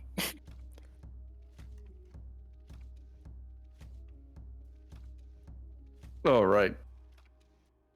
This is such a good anime. Really good anime. Jujutsu I just like Kaisen, that. man. I just like that. Wait. Give it back. Wait.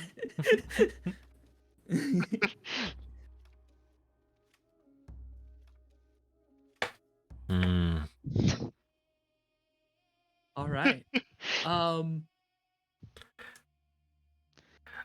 Do we have...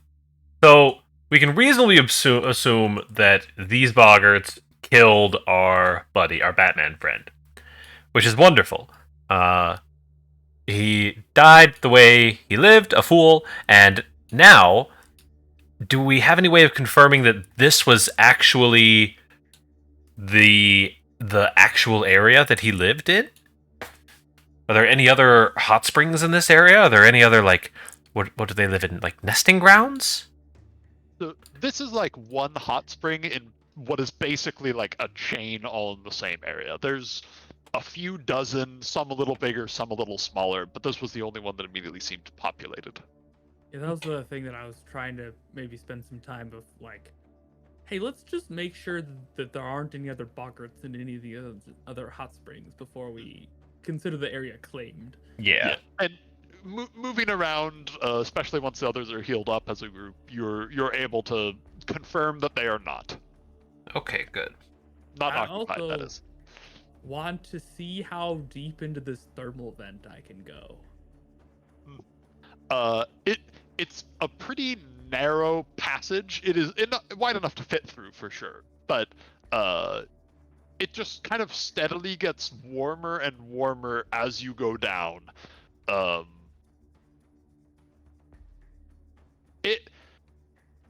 Let's see. I would say you probably can make it several hundred feet down before it would be like fire damage to continue traveling. Okay, but I don't notice anything along the path down there. No, it seems to be like basically like an old lava tube. Okay. That's good and deep, though. After I finish checking that out, I'll resurface. I won't go and take fire damage. Just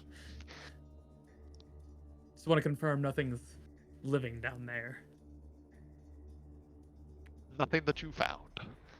Sporadically throughout the other hot springs, there are similar holes, some bigger, some smaller, but all of generally same impact.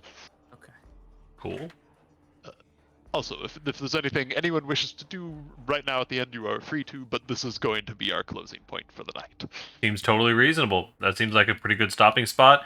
I want to get Kalat healed the rest of the way up. You've I got got some nothing. time. You can just do so. Yeet. There Just is let me- nothing else just that I let need to me- do. Oh, that'll do it. Oh, shit. He's done it. Heal. I am back. You want to do me a favor and just stay here for another 50 minutes so I can heal you for 84? As a quick note, that only heals 4d8.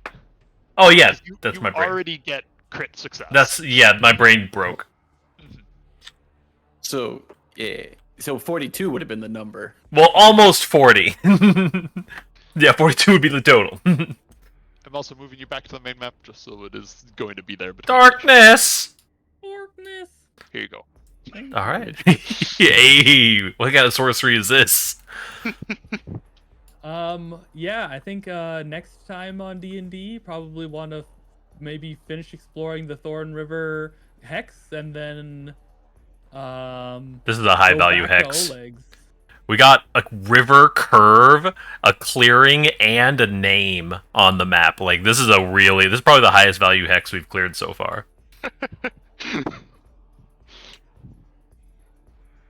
Oh, did that work? Ray of Frost. Ray of Frost. It does That say. did not add your second level. Or your second die. It didn't. It just took that away. What?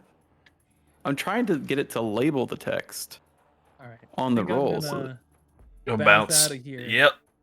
Yeah. Good Night. session, Alright. friends. Have a good night, friends. See ya. Thanks See for you the in 2 game. weeks.